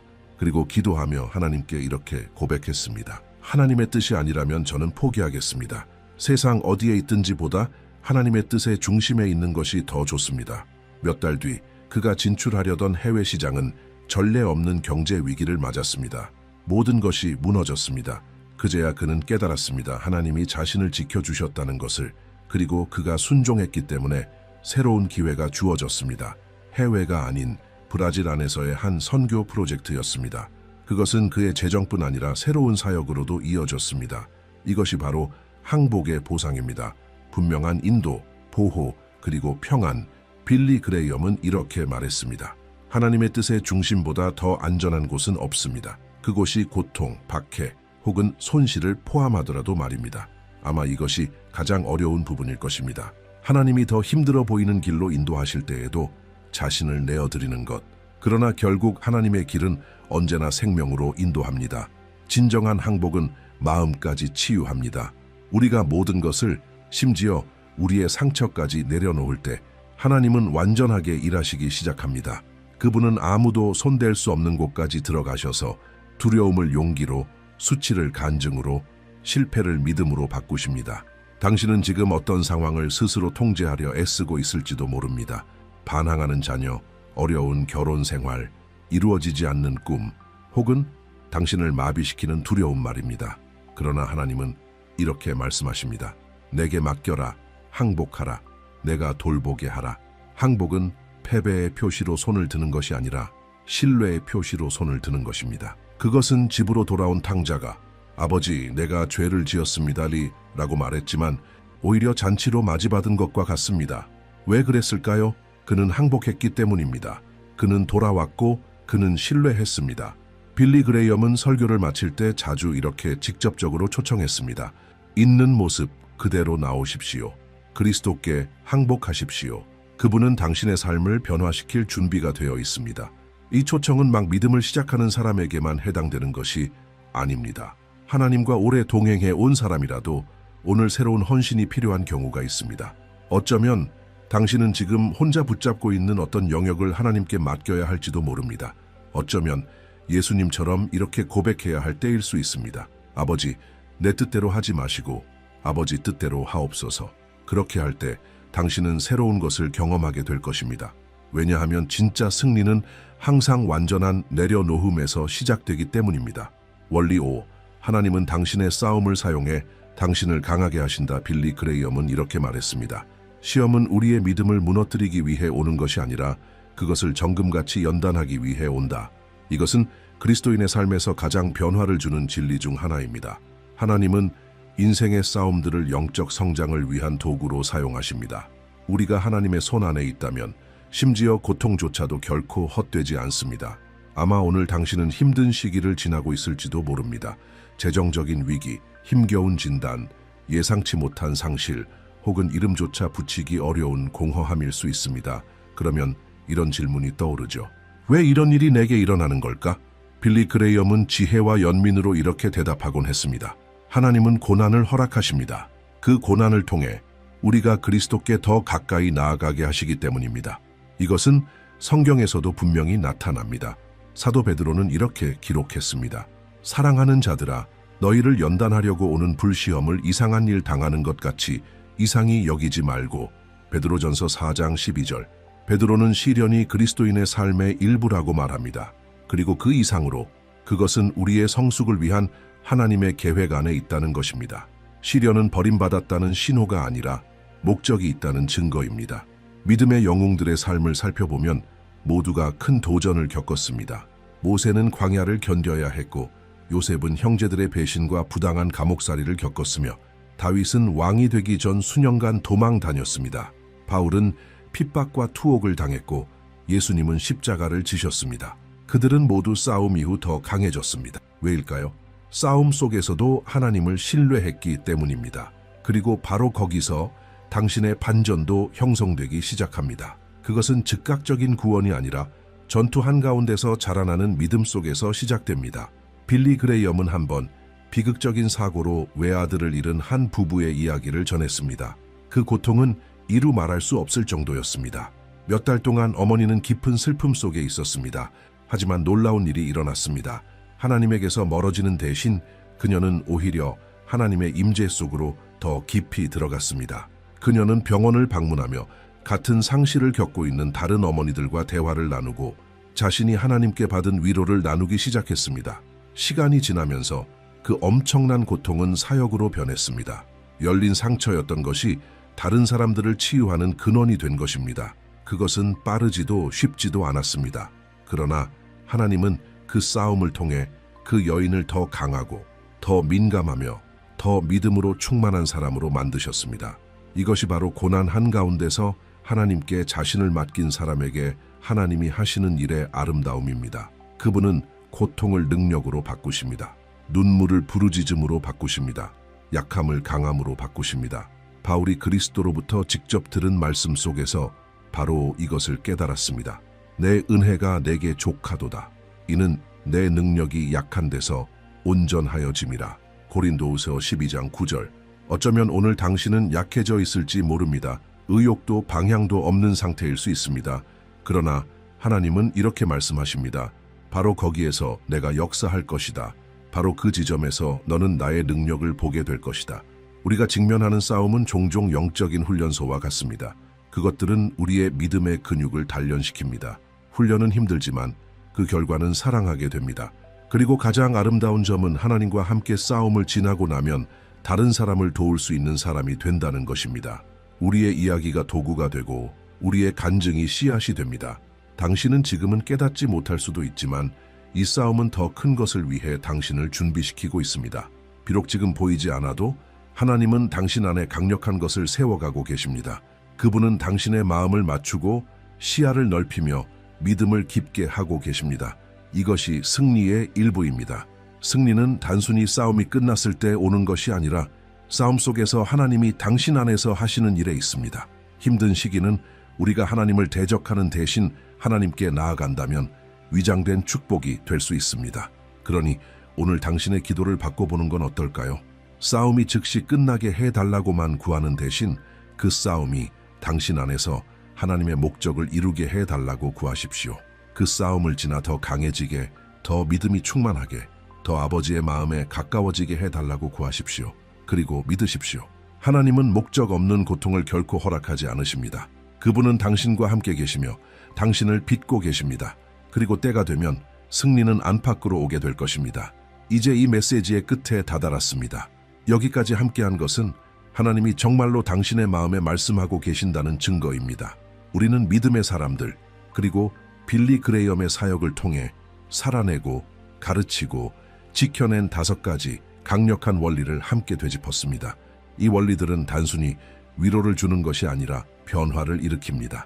첫째, 하나님의 때를 신뢰하는 것이 필수적임을 배웠습니다. 하나님은 결코 늦지도 서두르지도 않으십니다.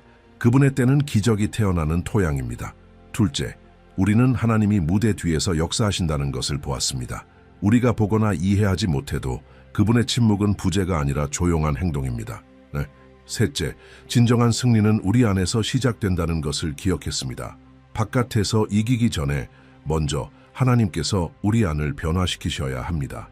넷째, 하나님께 항복하는 것이 우리를 약하게 하는 것이 아니라 자유롭게 한다는 것을 깨달았습니다. 우리가 통제권을 그분께 맡길 때 평안과 인도를 경험하게 됩니다. 마지막으로 하나님이 우리의 싸움을 사용해 우리를 강하게 하신다는 것을 묵상했습니다. 하나님이 우리 이야기를 이끌고 계실 때 그 어떤 것도 헛되지 않습니다. 이 원리들은 그저 아름다운 생각이 아니라 살아있는 영적 진리입니다. 그리고 그것들을 실제로 살아낼 때 우리의 인생의 방향은 바뀌게 됩니다. 이제 제가 당신에게 드리는 초대는 이렇습니다. 이번 주에 이 5가지 원리 중 하나를 선택해 실제로 살아보십시오. 하나님의 때를 신뢰하는 것, 기도로 항복하는 것, 혹은 현재의 싸움을 강하게 만드는 도구로 보기 시작하는 것, 그 무엇이든 좋습니다. 믿음의 한 걸음이 당신이 그토록 기다리는 기적을 열 수 있습니다. 기억하십시오. 당신의 반전은 오고 있습니다. 승리는 이미 하나님께서 선포하셨습니다. 이제 할 일은 그분과 함께 하루하루 걸어가는 것입니다. 오늘 이 메시지를 열린 마음으로 들으셨다면 하나님이 이미 당신의 삶 속에 새로운 일을 시작하셨음을 아십시오. 당신의 반전은 단순한 가능성이 아니라 분명한 약속입니다. 빌립보서 1장 6절의 말씀을 기억하십시오. 너희 안에서 착한 일을 시작하신 이가 그리스도 예수의 날까지 이루실 줄을 우리는 확신하노라. 하나님이 시작하신 일은 반드시 완성됩니다. 승리는 이미 기록되어 있으며 당신은 그 구속과 소망의 이야기 속에 있습니다. 그러니 흔들리지 말고 계속 나아가십시오. 하나님의 최고의 것은 아직 오지 않았습니다. 마지막으로 댓글로 믿음과 소망의 한마디 혹은 오늘 메시지에서 가장 마음에 와닿은 구절을 남겨보십시오. 당신의 짧은 한 문장이 오늘 힘이 필요한 누군가에게 큰 축복이 될 수 있습니다. 아직 채널을 구독하지 않으셨다면 지금 구독해 주십시오. 이것이 더 많은 사람들에게 하나님의 말씀을 전하는 데 도움이 되고 당신도 매일 믿음을 세우는 콘텐츠를 받을 수 있습니다. 그리고 잊지 마십시오. 지금 화면에 보이는 다음 영상을 클릭해 보세요. 그 영상에서 우리는 당신의 영적 여정을 한층 더 깊이 들어갈 것입니다. 하나님의 크신 은혜와 축복이 함께 하시기를 빕니다. 곧 다시 뵙겠습니다.